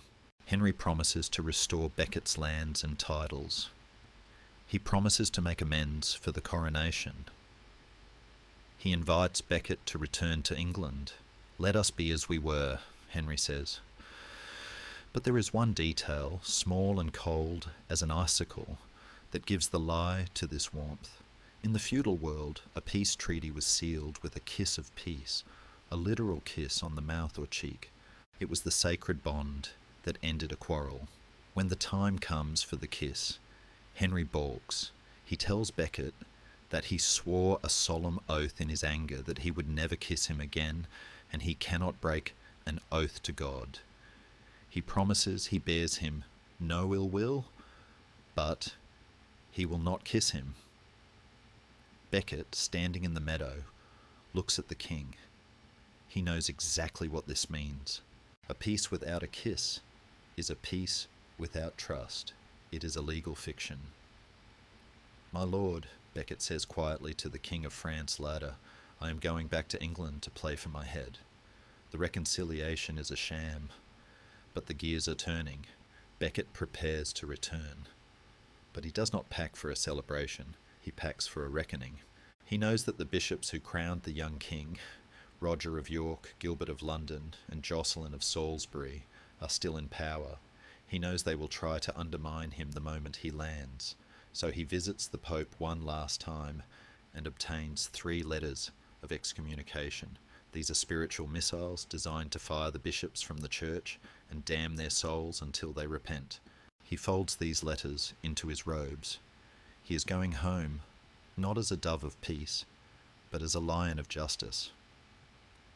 As he waits at the port of Wissant in late November, the sea is grey and tumultuous. The sailors warn him that enemies are waiting on the English coast, men with swords who have sworn to kill him before he reaches Canterbury. Becket does not flinch. "I see England," he writes to a friend, "but I do not see my future there." He boards the ship on the 1st of December. The sails catch the winter wind. The exile is over. The Golden Chancellor is dead. The King's enemy is returning. And in the dark forests of Kent, the shadows are lengthening, waiting for the man who refused to bend. The coronation has cast a long, dark shape over the land, and the bill for that banquet is about to come due. The ship, carrying the Archbishop, cuts through the winter mist and touches the shingle at Sandwich on the 1st of December, 1170. It is a landing that feels less like a return and more like an invasion. Becket does not step onto English soil with open arms. He steps off the boat with a clenched fist. Before his feet even touch the sand, he had sent a messenger ahead to deliver the 3 letters of excommunication to the bishops who had crowned the young king. It was a preemptive strike, a declaration that the peace of Freteval was a lie. As he rides toward Canterbury, the common people line the roads, weeping and cheering, shouting, "Blessed is he who comes in the name of the Lord." They throw their cloaks in the mud for his horse to step on. To them, he is the shield against the king's heavy taxes and the baron's cruelty. But to the men in power, he is a walking disaster. The Sheriff of Kent rides out not to welcome him, but to warn him. "You come with fire and sword," the sheriff says, his hand on his hilt. Becket looks at him with those dark, intense eyes and replies, "I come to defend the rights of my church." He is back, and within hours, the fragile calm of the kingdom is shattered. He arrives at Canterbury Cathedral, his spiritual home, and enters the great church barefoot. The monks, who have waited 6 years for their father, embrace him with tears. But the reunion is short-lived. Becket tries to travel to Winchester to see the young king, the boy he had once tutored and loved. He sends a gift of 3 magnificent chargers, high-spirited horses fit for a prince, but the young king, surrounded by Becket's enemies, refuses to see him. "The Archbishop is to remain within his diocese," comes the cold command. Becket is effectively under house arrest in his own cathedral. He returns to Canterbury, and as the dark days of December creep toward Christmas, a strange mood takes hold of him. It is a mood of fatalism, mixed with a burning, reckless courage. On Christmas morning, he climbs the pulpit to give his sermon. The cathedral is packed. The people expect a message of peace, of the babe in the manger. Instead, Becket gives them a voice of thunder. He speaks of the martyrs who have died for the church. He speaks of his own coming death. "I have come to die among you," he tells the hushed congregation.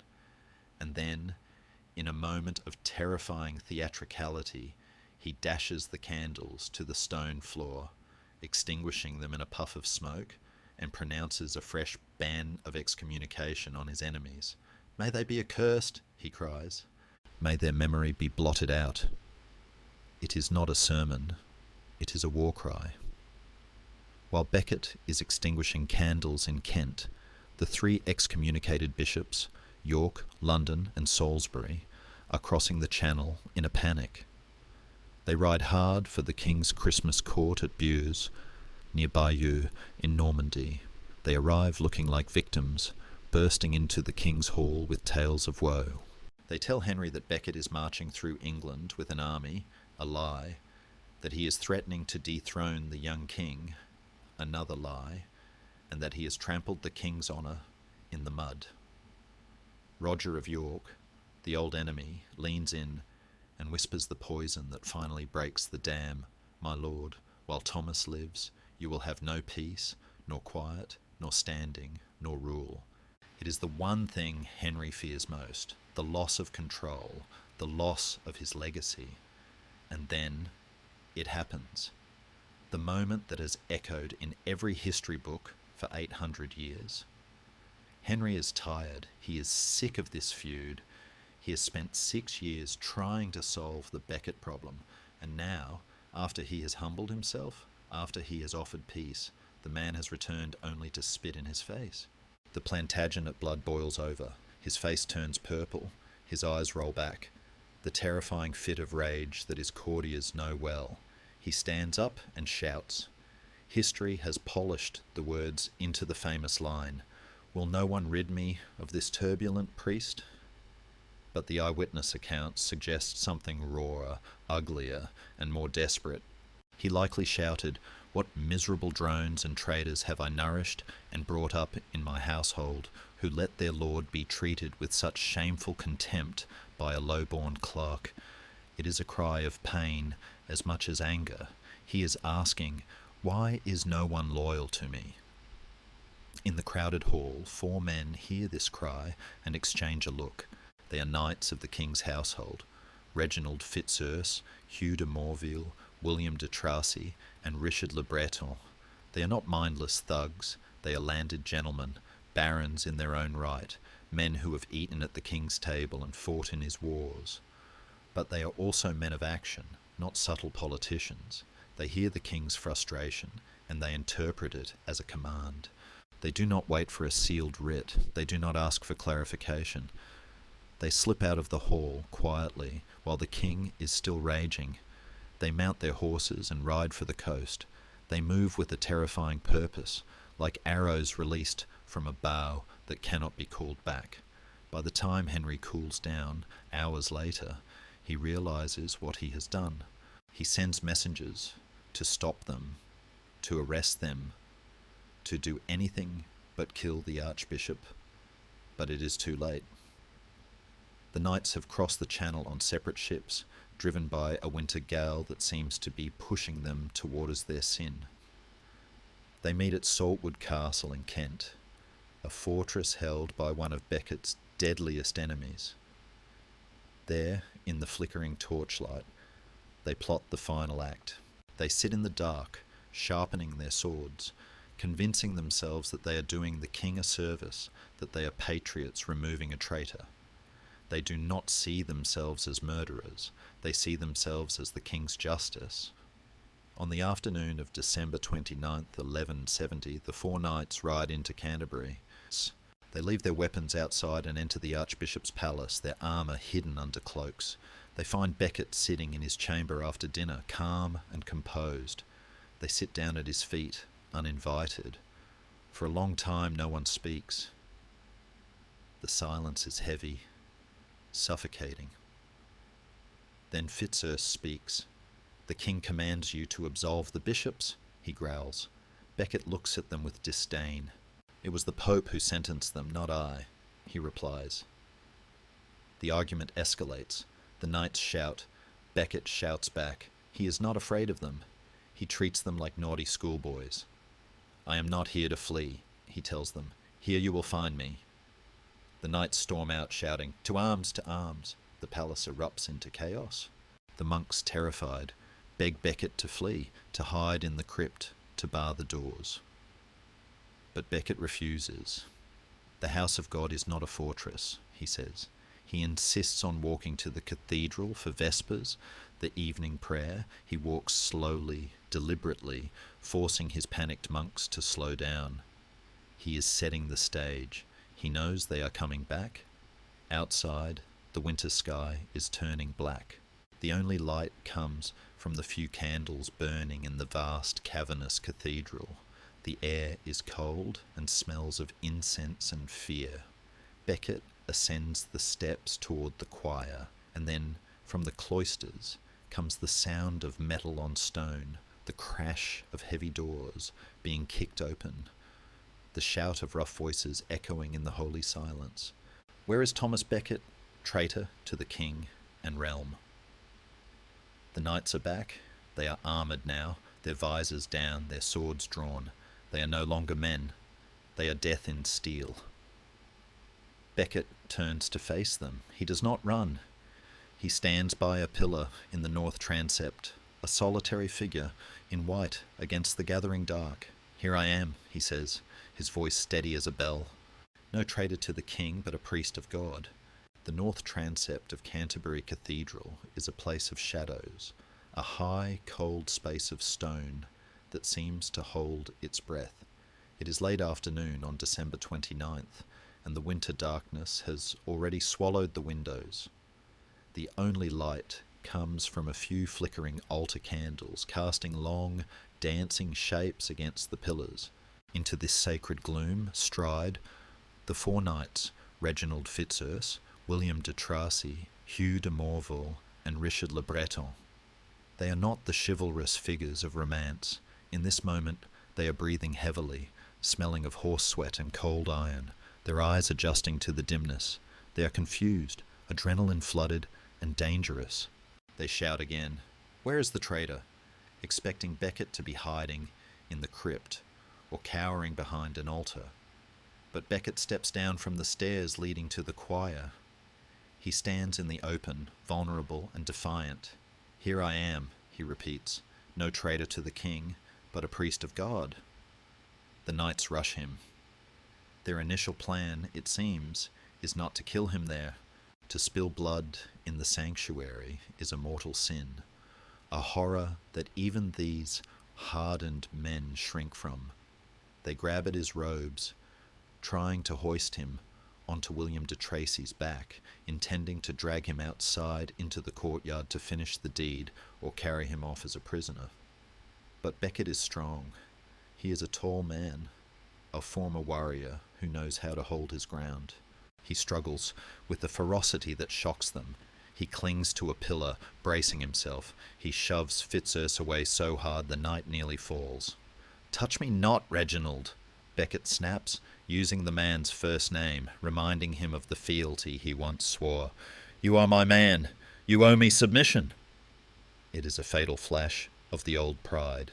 Fitzurse, humiliated and enraged, his face flushed in the torchlight, hisses back, "I owe you no fealty against my king." The veneer of a political arrest shatters. The swords go up.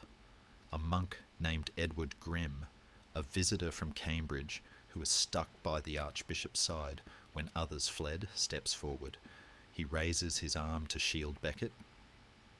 It is a brave, hopeless gesture. The first blow falls. It is William de Tracy who strikes. The sword hisses through the air, shearing through the arm of Edward Grimm and continuing down to graze the top of Becket's head. The Archbishop does not cry out for mercy. He does not beg. As the blood begins to blind him, he wipes it away and joins his hands in prayer. "Into thy hands, O Lord, I commend my spirit," he murmurs. It is the perfect scripted end of a martyr. The second blow strikes him on the head, but still he stands. He is like a tree refusing to fall. The third blow brings him to his knees and elbows. He looks like a man in prayer, his forehead resting against the cold stone floor. And then, the fourth blow. It is delivered with such terrible force that the sword shatters against the pavement. The top of the Archbishop's head, the sacred tonsure that marks him as a priest, is severed. The crown of the church is broken by the steel of the state. There is a fifth man, a clerk named Hugh of Horsia, known as Mauclerc, or Evil Clerk, who has joined the knights. As Becket lies prone, a motionless heap of white and gold vestments staining rapidly with red, This man steps forward. In a final act of desecration that will horrify all of Europe, he places his foot on the dead prelate's neck and uses his sword to scatter the brains across the floor. "Let us go, knights," he sneers. "This fellow will not get up again." The deed is done. The tension that has held England in a grip for 6 years snaps with the sound of retreating boots. The knights turn and run. They rush out of the cathedral shouting, "The king's men! The king's men!" as they loot the archbishop's palace of gold and horses, acting like common bandits to cover their spiritual panic. Then they ride into the night, the storm crashing around them, carrying the stain of sacrilege on their souls. Inside the cathedral, a terrible silence descends. The monks who had scattered into the shadows slowly creep back like ghosts emerging from the walls. They approach the body with trembling hands. It is difficult for us, in a secular age, to understand the magnitude of what has just happened. This is not just a murder, it is a cataclysm. The Archbishop of Canterbury, the highest spiritual father in the land, has been butchered in his own cathedral during a holy season by the king's own servants. It is as if the sky has fallen. The monks weep, their tears mixing with the blood on the stones.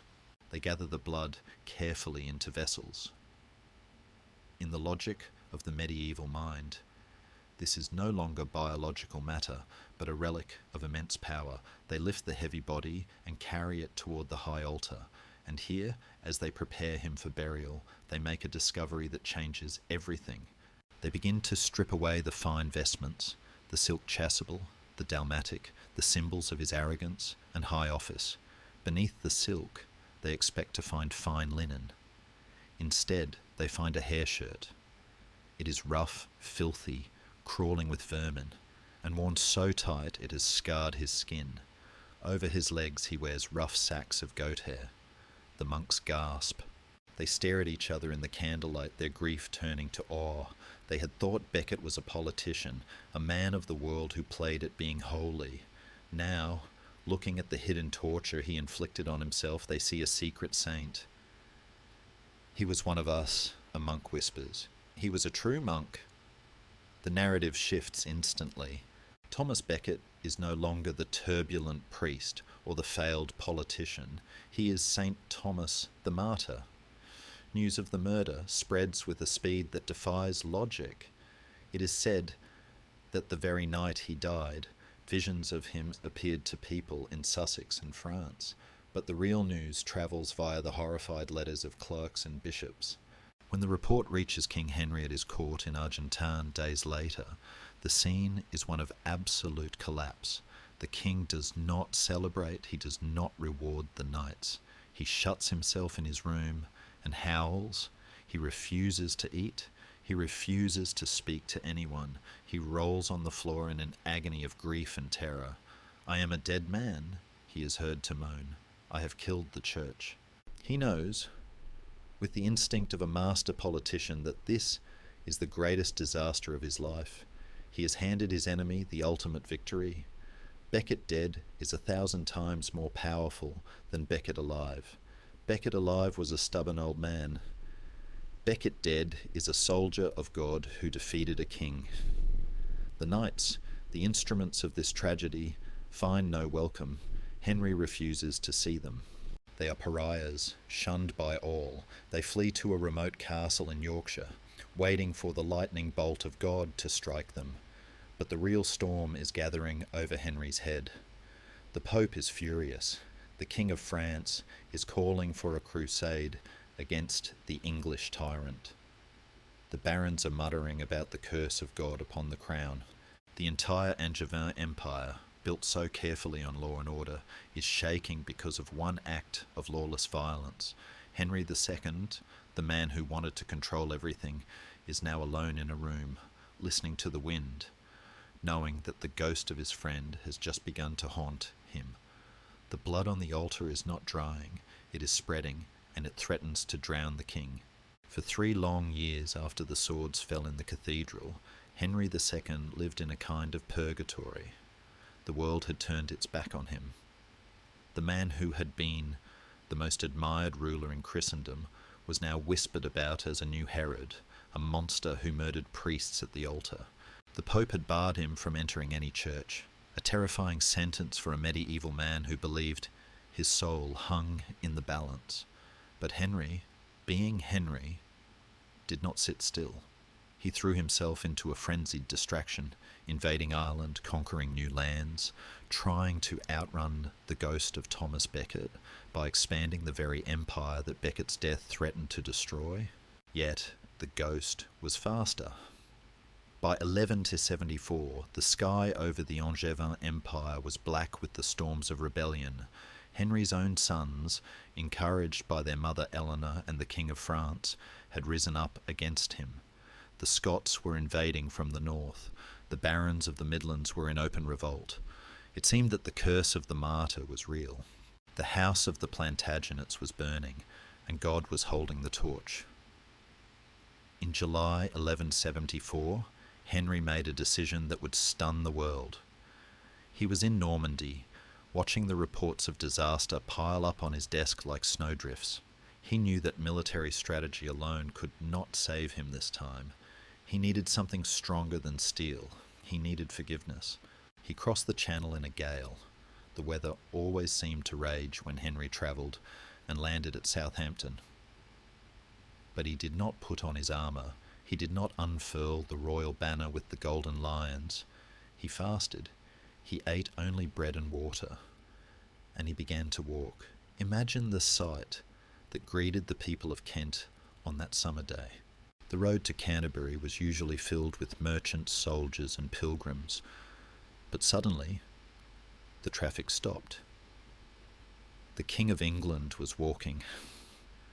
At Harbledown, a small village overlooking the cathedral city, Henry dismounted from his horse. He took off his fine boots. He took off his spurs. And he began to walk barefoot. The road was not paved. It was a track of flint, mud, and sharp stones. The king walked for miles, his eyes fixed on the distant towers of the cathedral. His feet began to bleed, leaving dark red trails in the summer dust. The crowds that gathered did not cheer. They watched in a stunned, heavy silence. They had seen kings ride in triumph. They had never seen a king walk in shame. When he reached the city gates, he did not stop. He walked through the narrow streets, the mud squelching between his toes, the rough stones cutting his skin. He walked straight to the cathedral, the scene of the crime. He entered the great church, not with the stride of a ruler, but with the shuffle of a penitent. He went down into the crypt, where Becket's body had been hastily buried in a stone coffin. The air down there was cool and damp, smelling of old incense and the wax of thousands of votive candles left by pilgrims. Henry threw himself onto the floor before the tomb. He wept. It was not a polite royal weeping. It was a sobbing, shaking release of years of guilt, anger, and loss. He kissed the cold stone. Then came the act that no one could have predicted. Henry stood up and stripped off his cloak and his tunic. He knelt, half naked, shivering in the draughty crypt, his back exposed. He handed a scourge, a whip of knotted cords, to the bishops present. He ordered them to strike him, and they did. The Bishop of London, one of Becket's old enemies, struck the first blow. Then the monks of Canterbury, the very brothers of the man who had been murdered, lined up. There were about 80 of them. Each monk struck the King of England 3 times with a rod or a whip. Do the math. Hundreds of blows raining down on the royal back. It was a physical ordeal, painful and humiliating. This was the man who had torn down castles, who had defied the Pope, who had built an empire, and now he was kneeling in the dirt, letting obscure monks beat him like a disobedient servant. Historians have argued for centuries about this moment. Was it a cynical political stunt, a piece of theatre designed to win back the people? Or was it genuine contrition? The truth, as always with Henry, is likely a tangled knot of both.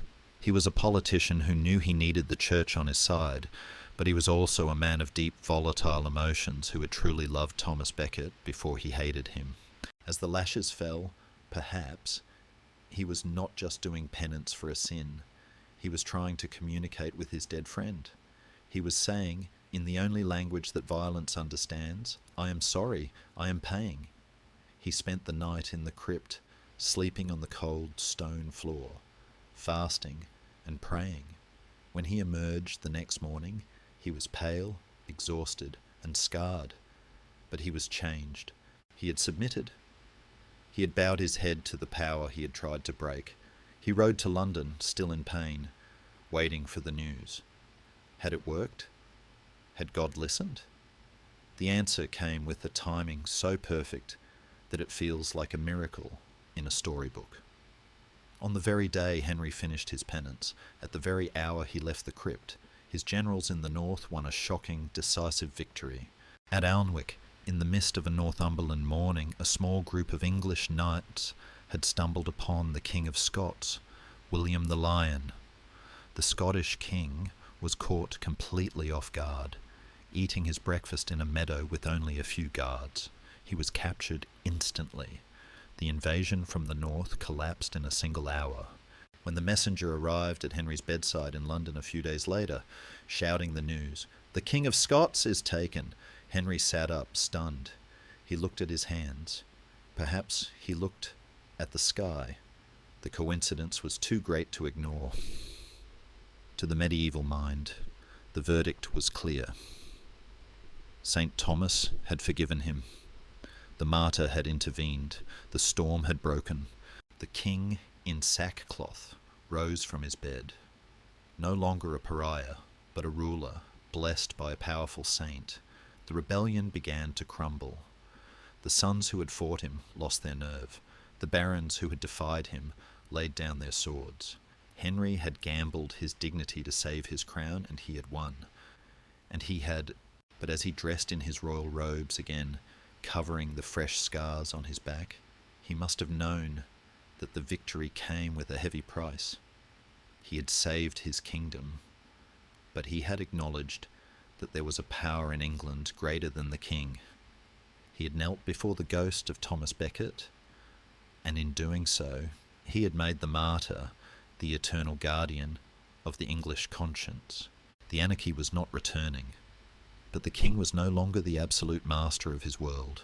He was a man who had been whipped by monks, a man who had walked through the valley of the shadow of death and survived, but who would carry the marks of the lash and the memory of the friendship to his grave. The greatest tragedies are not fought on muddy battlefields between strangers. They are fought across dining tables, in hushed corridors, and within the terrified silence of a family breaking apart. We must now turn our gaze from the damp crypt of Canterbury to the sun-drenched, dangerous courts of the south, where the seeds of the next disaster were being sown not by barons or bishops, but by Henry's own flesh and blood. It is a cruel irony of history that Henry II, the man who could tame a kingdom, codify the law, and stare down the Pope, was utterly incapable of managing his own wife and children. He had built an empire to leave to his sons, but in doing so, he had forgotten to teach them how to be brothers. He had created a dynasty of eagles, and he was surprised when they began to tear at his own liver. To understand this war, we must look at the young King Henry. He is now 18 years old, a golden boy with a crown on his head and absolutely nothing in his pockets. His father has given him the title of king, but he has not given him a single acre of land to rule or a single coin to spend without permission. The young king is a king of shadows, a glorious ornament who has to ask his father for his allowance. He is surrounded by knights who whisper poison in his ear. A king who does not rule is no king at all, they say. Your father treats you like a servant. The boy is vain, shallow, and desperate for glory, a dangerous combination. He looks at his father, energetic, controlling, refusing to let go of a single scrap of power. And he does not see a mentor. He sees an obstacle. But the true architect of the rebellion was not the boy, it was the mother. Eleanor of Aquitaine had drifted away from Henry. The passion of their youth had cooled into a chilly political estrangement. Henry had taken mistresses, most famously Rosamond Clifford, the fair Rosamond of legend, though historians argue about how much this truly bothered a medieval queen accustomed to royal affairs.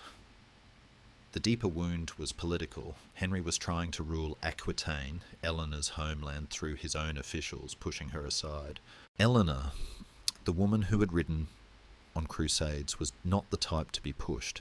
She retired to her capital at Poitiers and established a court that was the polar opposite of Henry's.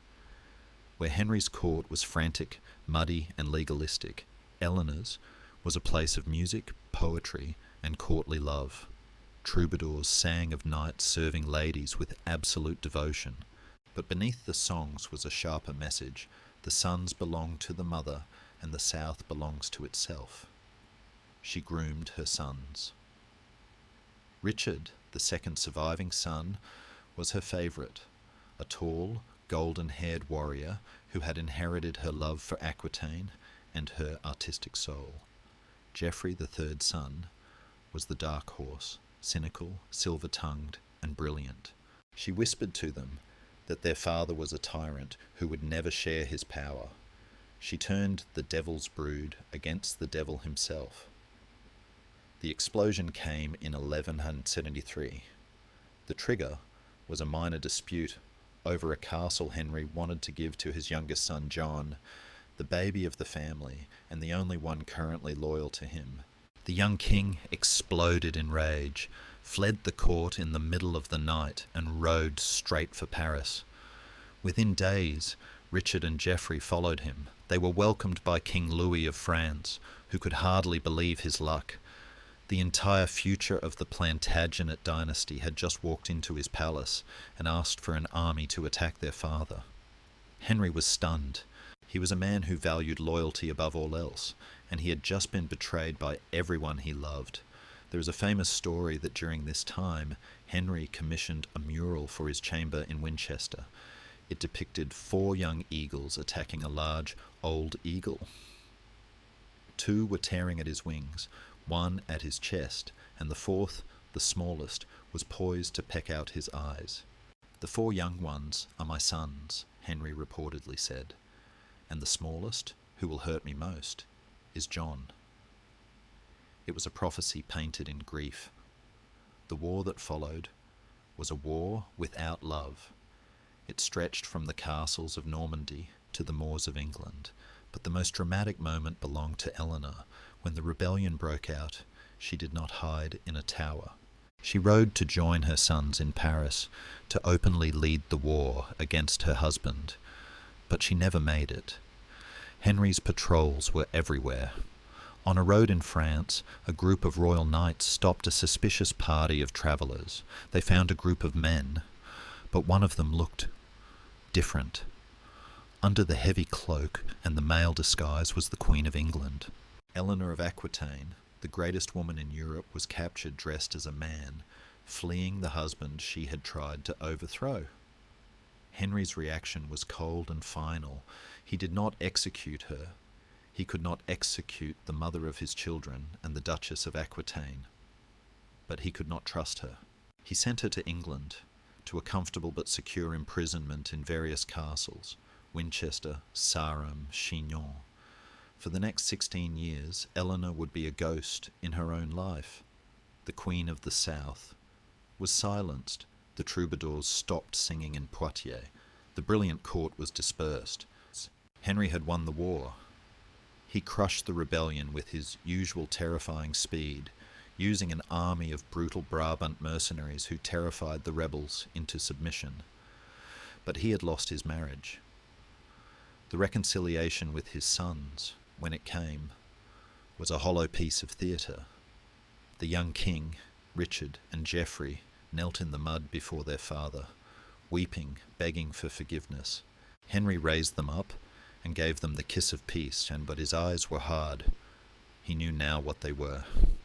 He knew they were waiting for him to die. He gave them more money, but less power. he kept them on a shorter leash. The family dinners were quiet, tense affairs, where every glance was a measured threat. The empire was safe, the borders were secure, but the heart of the dynasty had stopped beating.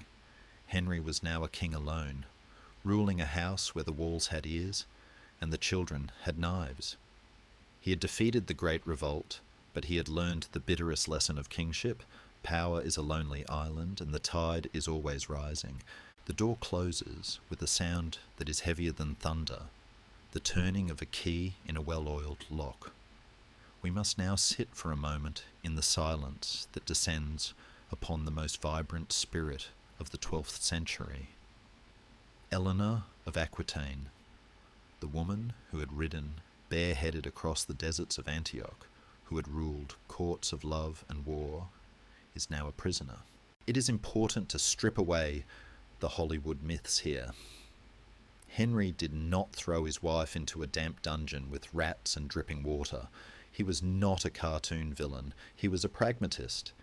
Eleanor was kept in honourable confinement at various royal strongholds, Old Sarum, Winchester, Chinon. She had her own servants, her own chambers, and fine food, but she was a bird with clipped wings. She could not travel. She could not write letters without them being read. She could not see her sons. For a woman whose very soul was made of motion and influence, this comfortable silence was a torture more exquisite than the rack. Imagine the atmosphere at Old Sarum, a bleak wind-swept fortress on a hill near modern Salisbury. The wind howls around the stone towers, rattling the shutters. Inside, Eleanor sits by the fire, working on her embroidery, a task she likely despised, while her guards stand outside the door. She is in her 50s now, still beautiful, still sharp as a diamond. She knows that the world is moving on without her. In the south, her troubadours have stopped singing her praises for fear of offending the king. In the north, her husband is rewriting the laws, and her sons, she can only wonder if they remember the lessons she taught them. Historians often debate the legend of Fair Rosamond in this period, the story that Eleanor poisoned Henry's mistress, Rosamond Clifford, in a secret labyrinth. It is a fantastic Gothic tale, but the truth is far colder. Rosamond died of natural causes in a nunnery. Eleanor didn't need to kill her rival. She had to live with the knowledge that while she was locked away, Henry was parading his mistresses openly, a final public insult to her pride. Meanwhile, Henry II is the eagle, soaring at his zenith. Having crushed the Great Revolt, he is now the undisputed master of his world. But it is a lonely mastery. He forces his sons to travel with him, keeping them close where he can watch them. Imagine the excruciating tension of those royal progresses. The king rides at the front, flanked by the young king and Richard. They eat at the same table. They attend the same masses. They smile for the courtiers. But the air between them is toxic. It is a peace held together by fear and money. Henry refuses to give them real power, terrified that they will turn on him again. Instead, he gives them allowances, treating these grown men, warriors who have led armies, like teenagers on pocket money. There is a dark absurdity to it. At Christmas courts, the family gathers like actors in a play called The Happy Plantagenets, while under the table, everyone is kicking everyone else. Richard, in particular, chafes against the leash. He is the Lionheart in the making, tall, golden, with a temper to match his father's. He loves Aquitaine, his mother's land, and he resents every day he is kept away from it. He and Henry argue constantly. They shout at each other in the royal chambers, their voices booming through the stone walls, terrifying the servants. Henry sees his own reflection in Richard, the same competence, the same arrogance, and it frightens him. He knows that, of all his sons, Richard is the one who could truly replace him, so he keeps him down. He plays the sons against each other, whispering to Geoffrey that Richard is too proud, whispering to the young king that Geoffrey is too sly. It is a masterclass in toxicity. Henry is the puppeteer, but the strings are fraying. Yet amidst this domestic misery, Henry the King is doing his best work. It is often the way with workaholics. When the home life falls apart, the office becomes a refuge. With the interference of his family removed, Henry turns back to his true love, the government of England. He realises that the Great Revolt happened because the barons still had too much power. He needs to shift the balance even further toward the crown. He needs a system that works even when the king is distracted by his ungrateful children. This brings us to the Assize of Arms in 1181, a piece of legislation that sounds dry but is actually revolutionary. Henry decrees that every free man in England, not just knights but merchants, burgesses, and even wealthy peasants, must own weapons. A man with a certain amount of property must have a coat of mail and a lance. A poorer man must have a gambeson, a padded jacket, and a spear. It seems counterintuitive. Why would a king who just survived a rebellion want to arm the populace? Because Henry is a genius. He is bypassing the barons. By arming the common people and organising them into local militias loyal to the king, he is creating a national army that does not depend on the feudal lords. He is saying to the barons, I do not need your knights. I have the people. It is a move that strengthens the crown and, strangely, empowers the peasantry, giving them a stake in the defence of the realm. But let us return to the cage. As the years drag on, 1178, 1180, 1182, Eleanor remains the silent centre of the storm. There is a sense of suspended animation. She becomes a symbol, a living martyr to her sons. Every time Henry denies Richard a castle, Richard thinks of his mother. Every time the young king is humiliated by his lack of funds, he blames the man who locked away his mother. The cage does not contain Eleanor's power, it concentrates it. Her absence is a presence. She is the shadow falling across Henry's victories. And Henry? He is aging. The red hair is turning grey. The constant riding, the endless travel, the sleeping in barns, and eating on the run, it is taking its toll. He has a bad leg, likely from a kick by a horse, that plagues him. He is still the most energetic man in Europe, but there is a frantic quality to it now, a desperation. He is trying to outrun time. He knows that he has built a magnificent machine, the Angevin Empire, but he has no one to leave it to. He looks at his sons and sees wolves waiting for the old lion to stumble. He looks at his wife's prison tower and sees his own failure to be loved. There is a poignant moment in these later years when Henry commissions a painting for a chapel at Winchester. It is not a scene of triumph. It is another eagle image, but this time the parent eagle is looking back at the young ones with a mixture of defiance and sorrow. He is the king who has everything: lands, gold, laws, armies, except peace. He has won the Game of Thrones, but he is losing the game of life. And as the winter of 1182 approaches, the happy family gathers for another Christmas at Caen in Normandy.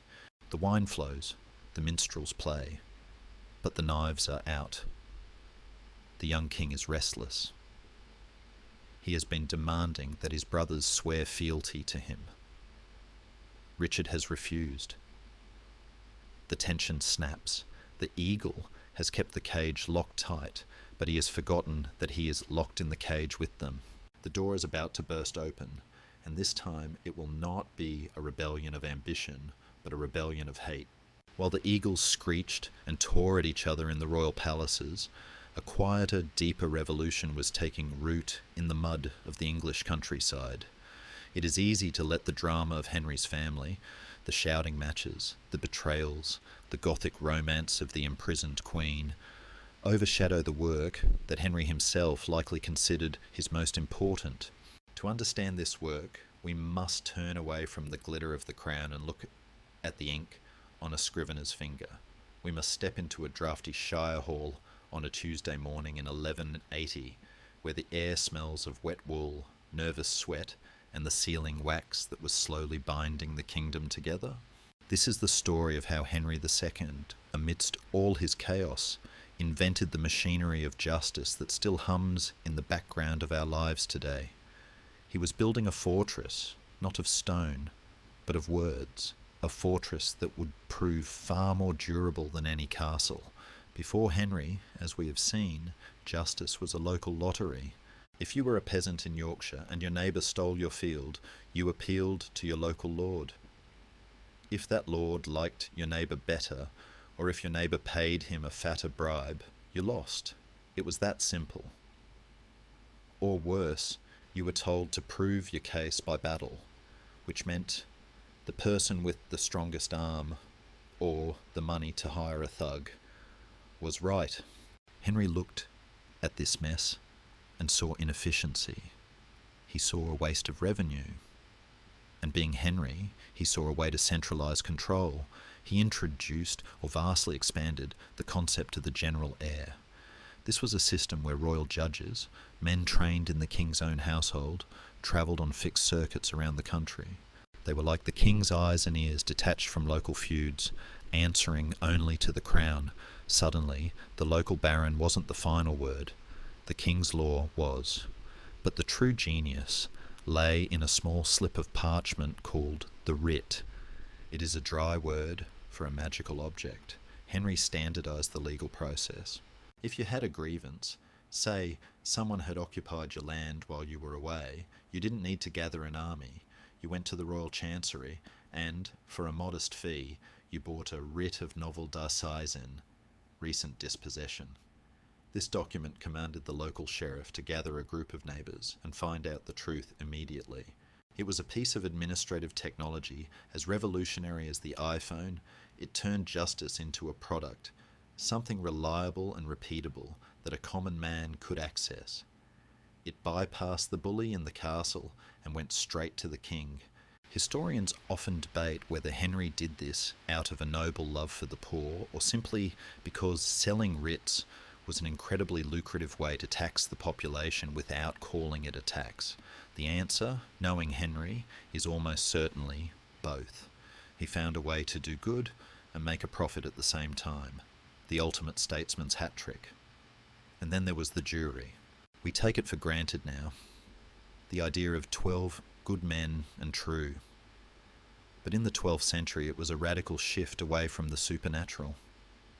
For generations, guilt or innocence had been decided by the ordeal, letting God intervene through hot iron or cold water. If you burned, you were guilty. It was a system based on faith and fear. Henry began to replace this with the grand assize. Instead of asking God to perform a miracle, the king's judges asked 12 local men, neighbours who knew the parties, who knew the land, who knew the gossip, to swear an oath on the Bible and state the truth. It was the recognition of the facts. It was the moment humanity decided that perhaps we should use our brains to solve crimes rather than trusting in burn patterns on a hand. It was not yet the modern trial by jury. These jurors were witnesses as much as judges. But the seed was planted. The law was coming down from the clouds and planting its feet in the soil. Overseeing this transformation was Henry's chief justiciar, a man named Ranulph de Glanville. Glanville is one of those figures who stands quietly in the back of the history books, holding the entire structure up. He, or perhaps a brilliant clerk working for him, wrote the Tractatus de Legibus, the first great treatise on English law. It was a handbook for judges, a codification of the rules. It meant that the law was no longer just what the king felt like doing that morning. It was a system with its own logic, its own consistency. There's a touch of dry humour in reading Glanville today.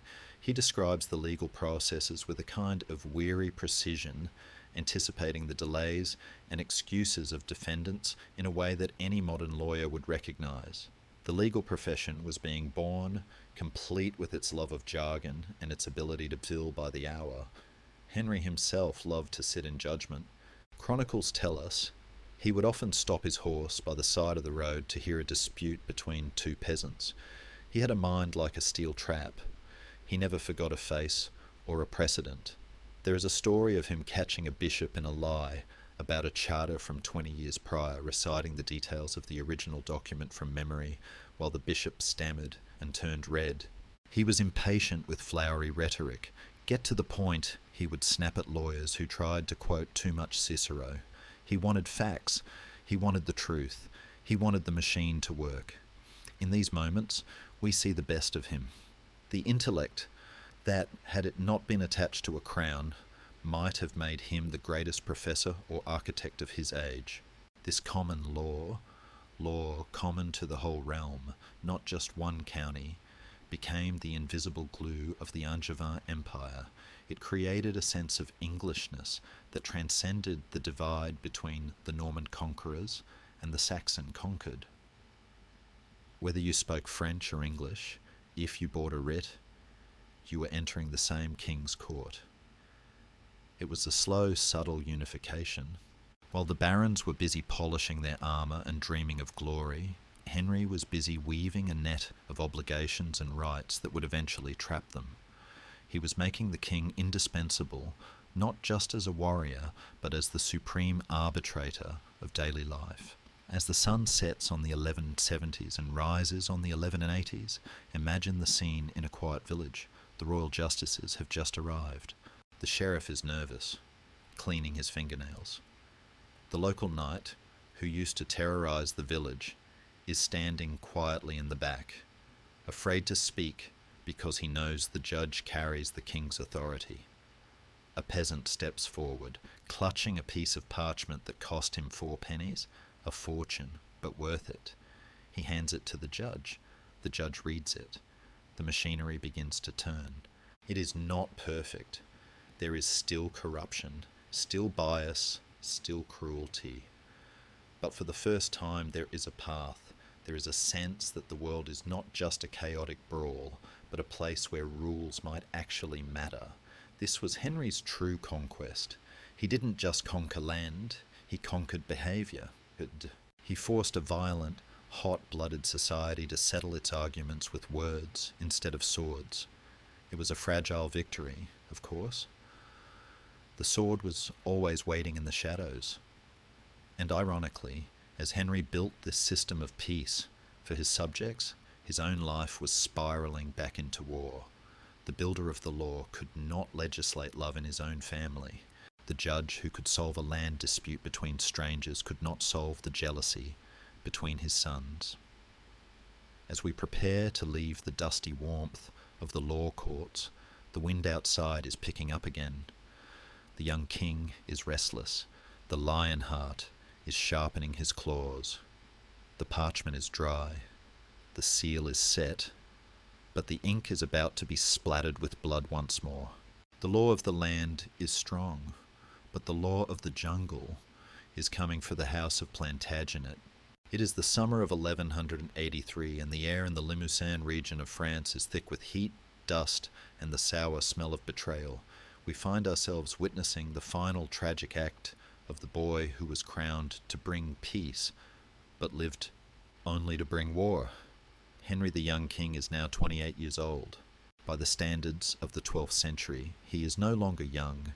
He is a man in the prime of his life. Yet he is a ghost. He has a title. He has a retinue of knights who drink his wine and flatter his vanity. But he has no land to rule, no laws to write, and no legacy to build. He is a king of tournaments, a champion of the mock battle, while his younger brother Richard is carving a name for himself as the Lionheart in the real bloody governance of Aquitaine. The jealousy in the young king's heart has turned to poison. He looks at Richard, who rules the south with an iron fist, and he hates him with the pure, distilled hatred of a sibling who feels replaced. The conflict begins, as it always does in this family, with a squabble over territory. The young king demands that Richard swear fealty to him for Aquitaine. Richard, proud and fierce, refuses. "I was born an eagle," Richard seems to say. "I will not bow to a peacock." King Henry, the weary father, tries to mediate, but the situation spirals out of control. The young king and his brother Geoffrey, the sly, silver-tongued schemer, join forces to attack Richard. It is a war of brothers, a civil war fought in the burning sun of southern France. But this time there is a frantic, desperate quality to the young king's actions. He is not fighting for a castle, he is fighting for meaning. He is fighting to prove that he exists. But war costs money, and the young king has none. His father has cut off his allowance. His mercenaries, the ruthless routier captains who fight only for gold, are growing restless. They clamour for pay, their hands hovering over their sword hilts. In a moment of absolute desperation, the young king commits an act that horrifies Christendom. He turns his eyes to the church. He marches his army to the shrine of Rocamadour, a holy place dedicated to the Virgin Mary, famous for its miracles and its treasures. He does not go to pray, he goes to plunder. He strips the shrine of its gold, its silver, and its jewels to pay his hired thugs. It is a moment of profound spiritual collapse. The king, who was once the hope of the dynasty, has become a bandit, robbing the Mother of God to finance a war against his own blood. As he rides away from the sacked shrine, clutching the stolen wealth, the sky seems to darken over him. Almost immediately, he falls ill. It begins with a fever, a shaking in the hands, a weakness in the legs. Medieval chroniclers, always eager to see the hand of God in human affairs, call it divine retribution. The wrath of the Virgin striking down the sacrilegious prince. Modern doctors might call it dysentery, or a virulent fever contracted in the unsanitary camps. Whatever the name, the effect is rapid and terrifying.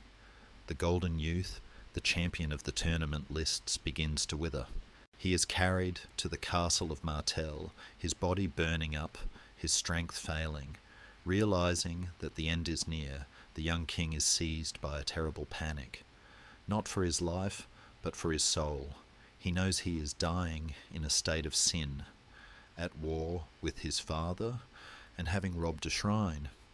He sends a messenger galloping to King Henry, who is encamped nearby, besieging a rebel castle. The message is a plea. "Father, come to me. I am dying. Forgive me." When the messenger arrives at the king's tent, Henry II listens with a face of stone. He loves this son.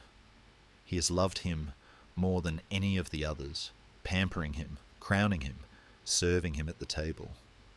But he has also been bitten by him too many times. His advisers warn him, "It is a trap, my lord." The boy feigns sickness to draw you into an ambush. If you ride to Martel, you will be captured or killed. Henry looks at the horizon.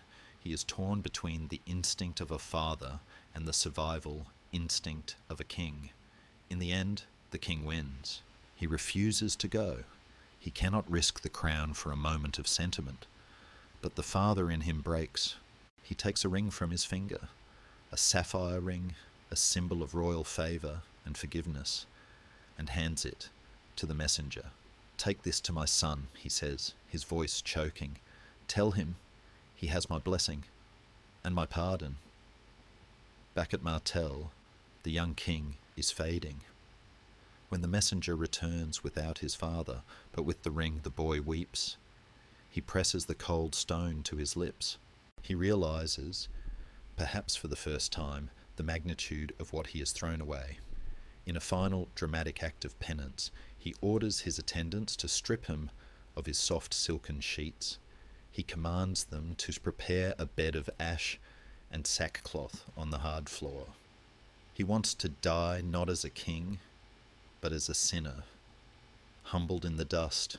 He places a noose around his neck, a symbol of the criminal he feels he has become. And there, lying on the grey ash, clutching his father's ring, Henry the young king breathes his last.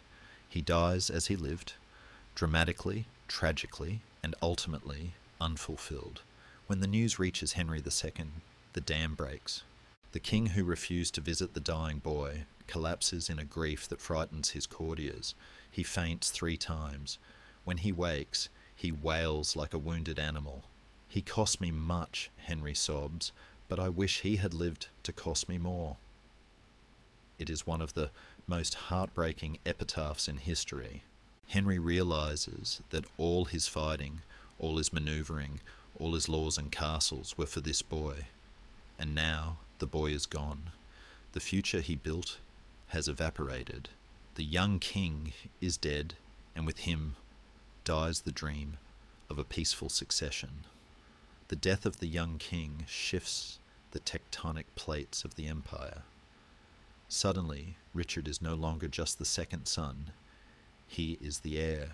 The Lionheart is now next in line for the crown of England, and Geoffrey the schemer is left manoeuvring in the void. But Henry II is too broken to strategize immediately.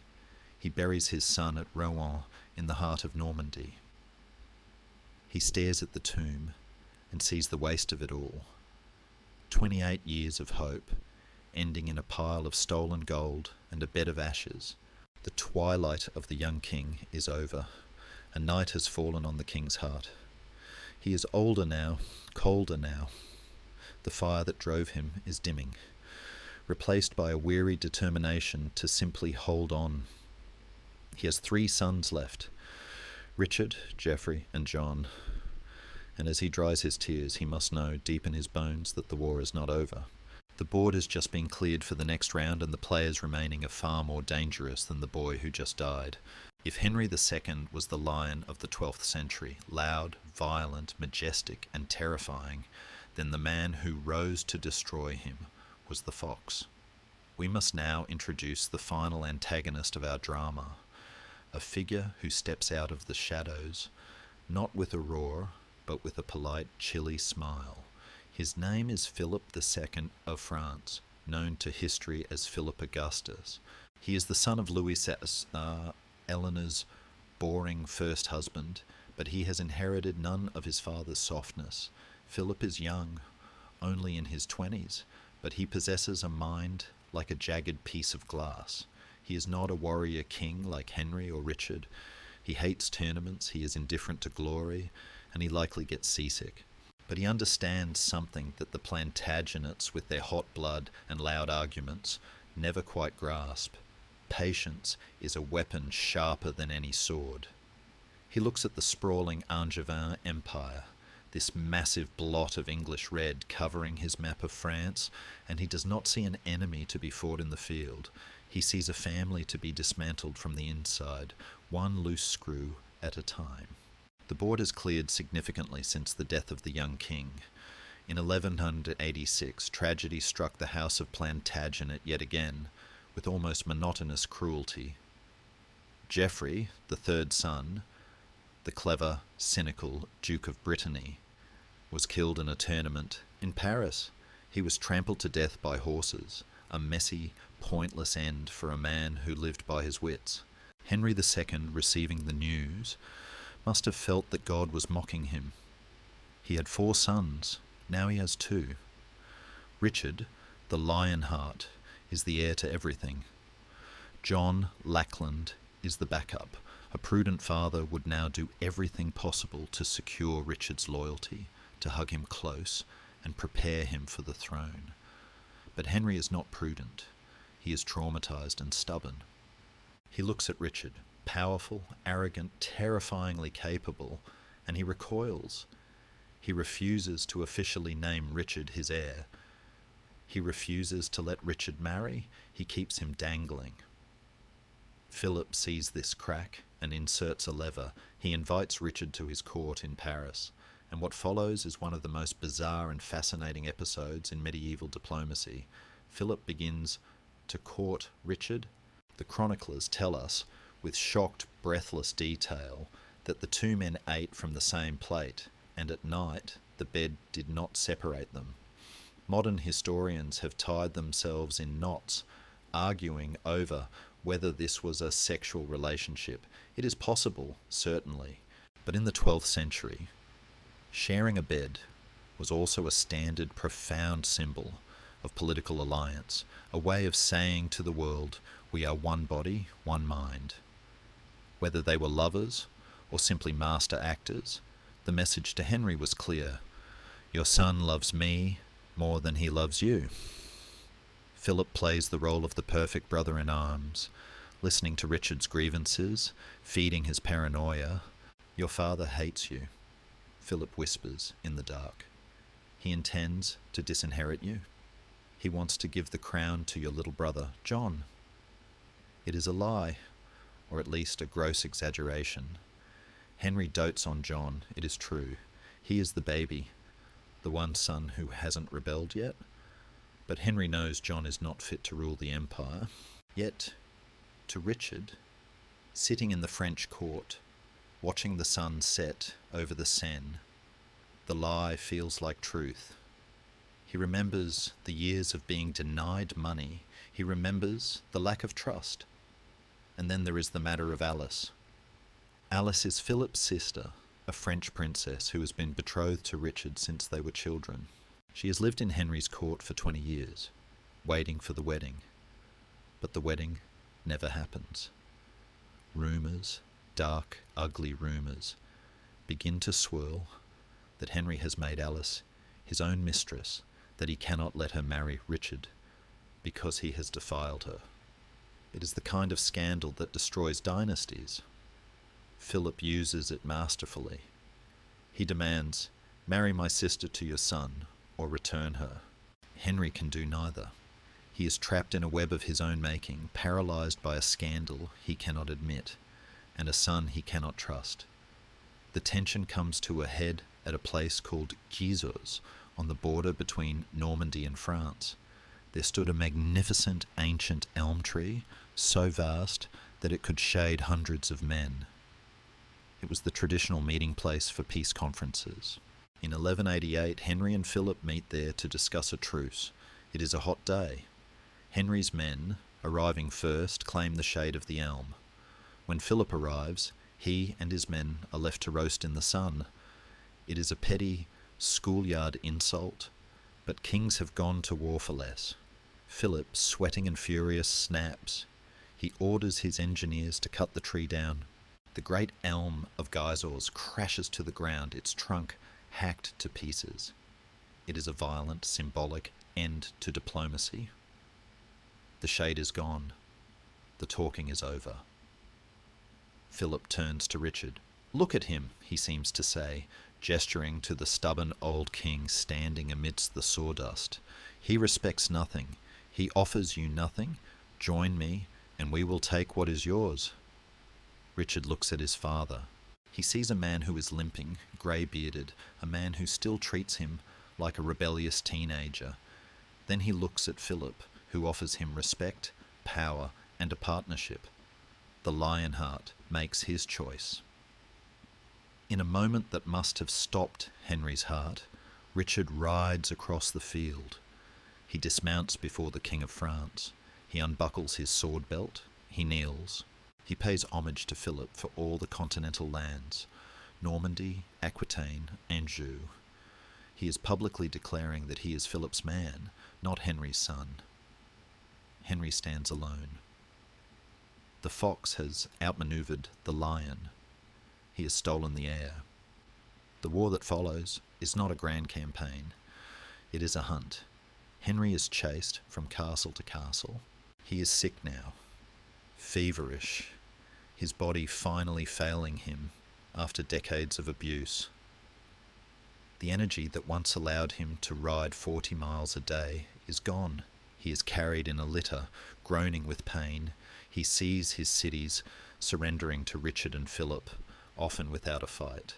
The barons know the wind has changed.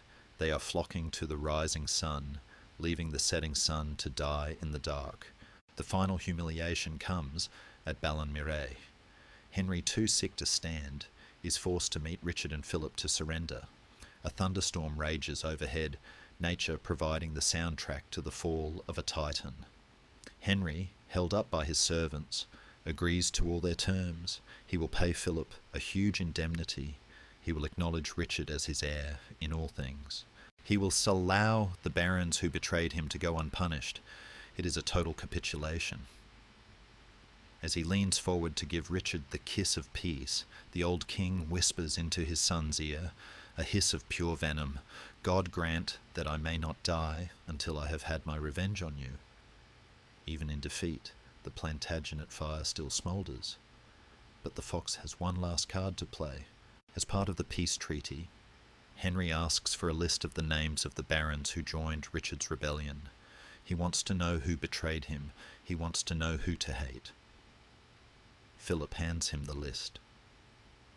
It is a roll of parchment, innocuous and dry. Henry tells his chancellor to read the names to him. "Read," he commands, lying on his sickbed, staring at the ceiling.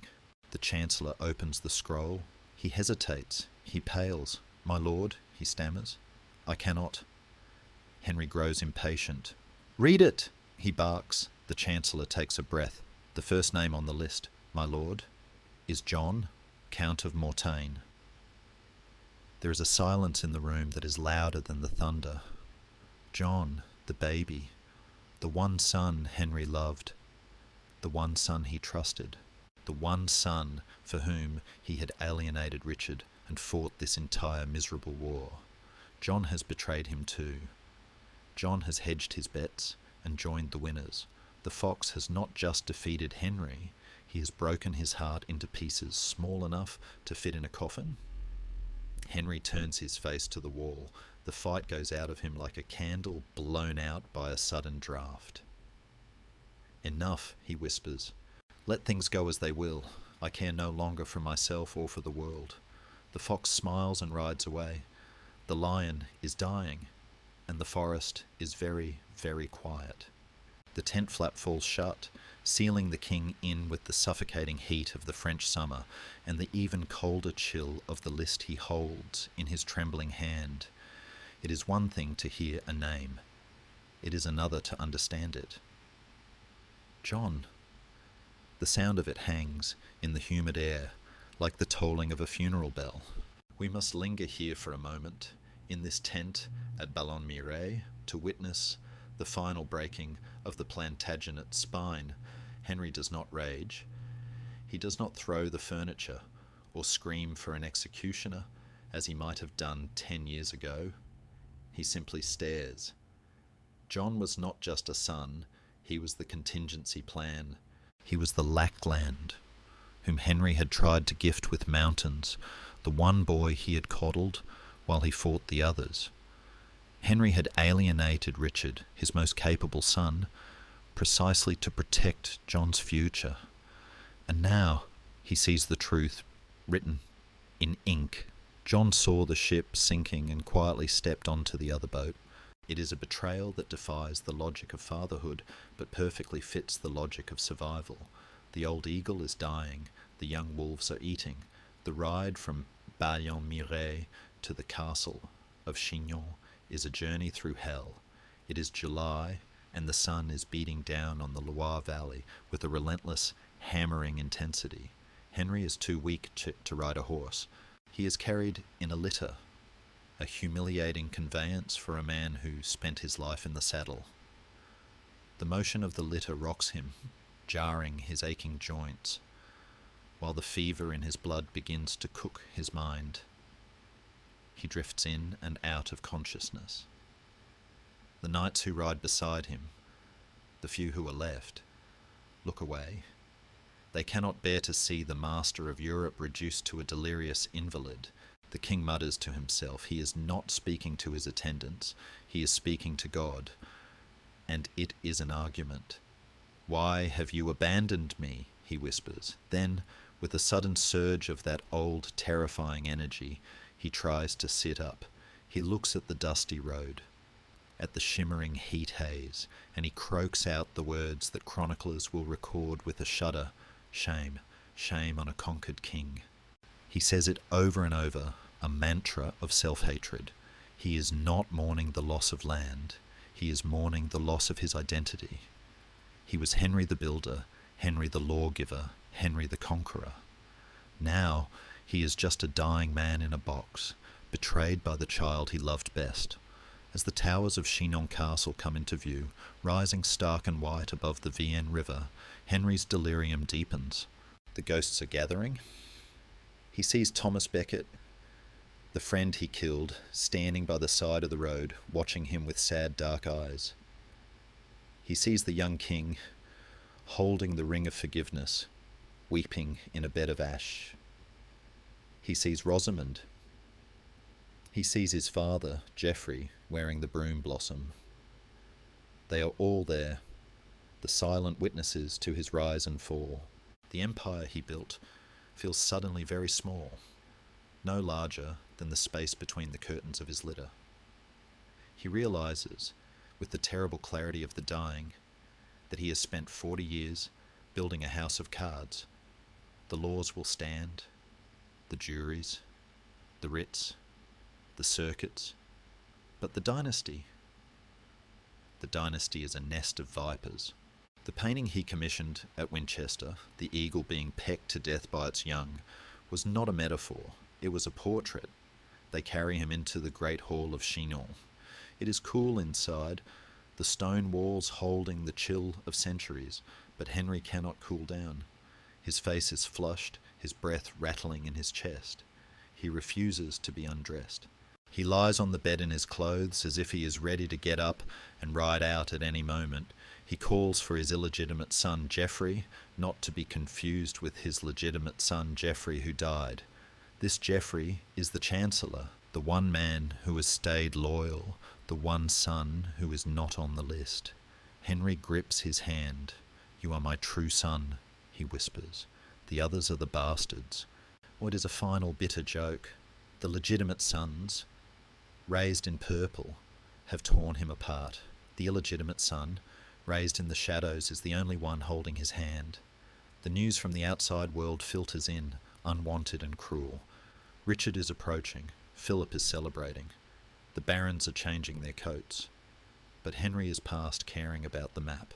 He is focused on a smaller geography. The pain in his heart. He turns his face to the wall again. He starts to curse. He curses the day he was born. He curses the day he begat his sons. The bishops in the room, terrified for his soul, beg him to recant, to die in a state of grace. "Absolve them, my lord," they plead. "Forgive your sons." But Henry is a Plantagenet to the end. He grinds his teeth. "God may forgive them," he rasps, "but I never will." It is a chilling moment. He refuses the soft comfort of a lie. He dies as he lived, fighting, stubborn and brutally honest. The last betrayal is not just John's treason. It is the realization that love itself was the trap. He loved them, and they used that love to destroy him. As the sun sets on the 5th of July, 1189, the king falls into a stupor. The roar of the lion is quieting to a ragged breath. The room is filling with shadows, and Henry II, the man who owned the world, is now just a body waiting for the soul to leave. The end comes, not with a trumpet blast, but with the quiet, devastating stutter of a heart that has simply beaten itself to exhaustion. On the 6th of July, 1189, in the stifling heat of the Chinon afternoon, the man who was the engine of the 12th century finally stops. The restless king, the man who could never sit still, who wore out his courtiers and outrode his enemies, is motionless. The breathing becomes shallow, a jagged rhythm against the silence of the stone room. His illegitimate son Geoffrey is there, holding his hand, wiping the sweat from the brow that once wore the crown of England. And then it is over. The grey eyes, which could flash like lightning or watch like a hawk, stare fixedly at nothing. The Angevin Empire, that vast, impossible tapestry of lands held together by one man's will, suddenly loses its centre. The gravity is gone, the king is dead. And in the immediate aftermath we see a scene so ugly, yet so deeply human, that it serves as the final lesson of Henry's life. The moment the breath leaves his body, the room does not fill with prayer, it fills with greed. The servants and knights, realizing the master is gone, and the new master, Richard, is miles away, descend on the corpse like vultures. They strip the room. They take the silver goblets, the hangings from the walls, the furniture. They even strip the king himself. They take his rings, his fine tunic, his boots. In a matter of minutes, the most powerful man in the Western world is left naked on the floor, covered only by a short, bloody shirt, abandoned by the very people he paid to protect him. It is a brutal reminder of the fragility of earthly power. Without the fear of the living man, the king is just meat. It falls to William Marshall, the loyal knight who would later become a legend in his own right, to find a cloak to throw over the body, restoring a shred of dignity to the father of English law. The funeral procession moves slowly toward Fontevraud Abbey. This is not a grand state funeral in Westminster. It is a sombre march to a nunnery in the Loire Valley. Henry had wanted to be buried there, in the quiet heart of his continental lands. As the body lies in state in the Abbey church, dressed in robes hastily borrowed for the occasion, a shadow falls across the threshold. It is Richard, the new king. The Lionheart has come to see what he has won. He walks up to the bier. He looks down at the face of the father he hunted to death. Legend tells us, and it is a legend that feels truer than fact, that as Richard approached, the corpse's nose began to bleed. In the medieval mind, this was the sign of the victim accusing the murderer. Richard does not weep. He does not apologize. He stares for a moment, his face unreadable, and then turns away. "Burial him," he commands. The war is over. The crown is his. He has no time for ghosts. He has a crusade to go on. Henry is laid to rest in the crypt of Fontevraud. In time he will be joined by Eleanor, the wife he imprisoned, and Richard, the son who betrayed him. They lie there today, their stone effigies, side by side, a dysfunctional family reunited in the only peace they ever found. But Henry's true monument is not in that French abbey. If you want to see Henry II's legacy, you do not look at a tomb, you look at a courtroom. The empire he built, the vast collection of lands from Scotland to the Pyrenees, would not last. His son John, the Lackland, would lose almost all of it within a generation. The castles Henry seized would crumble or be rebuilt. The borders would shift like sand in the tide. But the idea that Henry planted, the radical, dangerous idea that the law is a system that belongs to the nation, not the whim of a lord that did not die. Every time a jury is sworn in today, they are the spiritual descendants of Henry's grand assize. Every time a judge looks for a precedent, they are walking on the road Henry paved. Every time a citizen buys a writ or files a lawsuit, believing that the system will give them a fair hearing against a more powerful opponent, they are relying on the machinery that the red-haired, restless king built in between his wars and his heartbreak.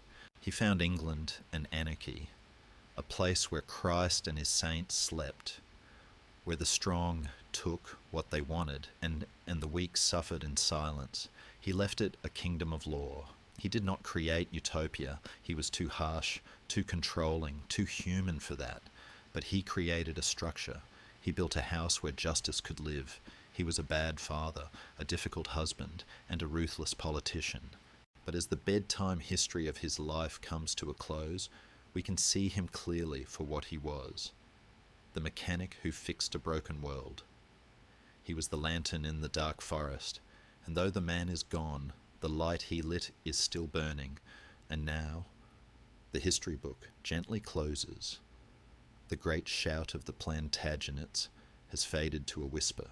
The thunder of hooves on the road to Canterbury, the scratching of quills in the scriptorium, the clash of swords in the hot French sun, it all drifts away like smoke from a snuffed candle. We are left only with the quiet. Take a deep breath. Let the tension of the courts and the battlefields leave your shoulders. The anarchy is over. The king is asleep in his stone bed at Fontevraud, and the young king rests in Rouen. The queens and the knights, the bishops and the beggars, they have all found their peace in the long, soft silence of the centuries. You are safe here, in the present, far from the cold winds of the 12th century. The law holds the world together outside your window. a silent guardian that allows you to rest without fear. Imagine the snow falling gently on the ruins of Chignon, covering the old stones in a blanket of white. Imagine the moonlight touching the river Loire, turning the water to silver. The story is done. The characters have taken their bows. It is time for you to drift away, past the dates and the names, into the warm, dark ocean of sleep. History will still be there when you wake. For now, let the current carry you. Sweet dreams.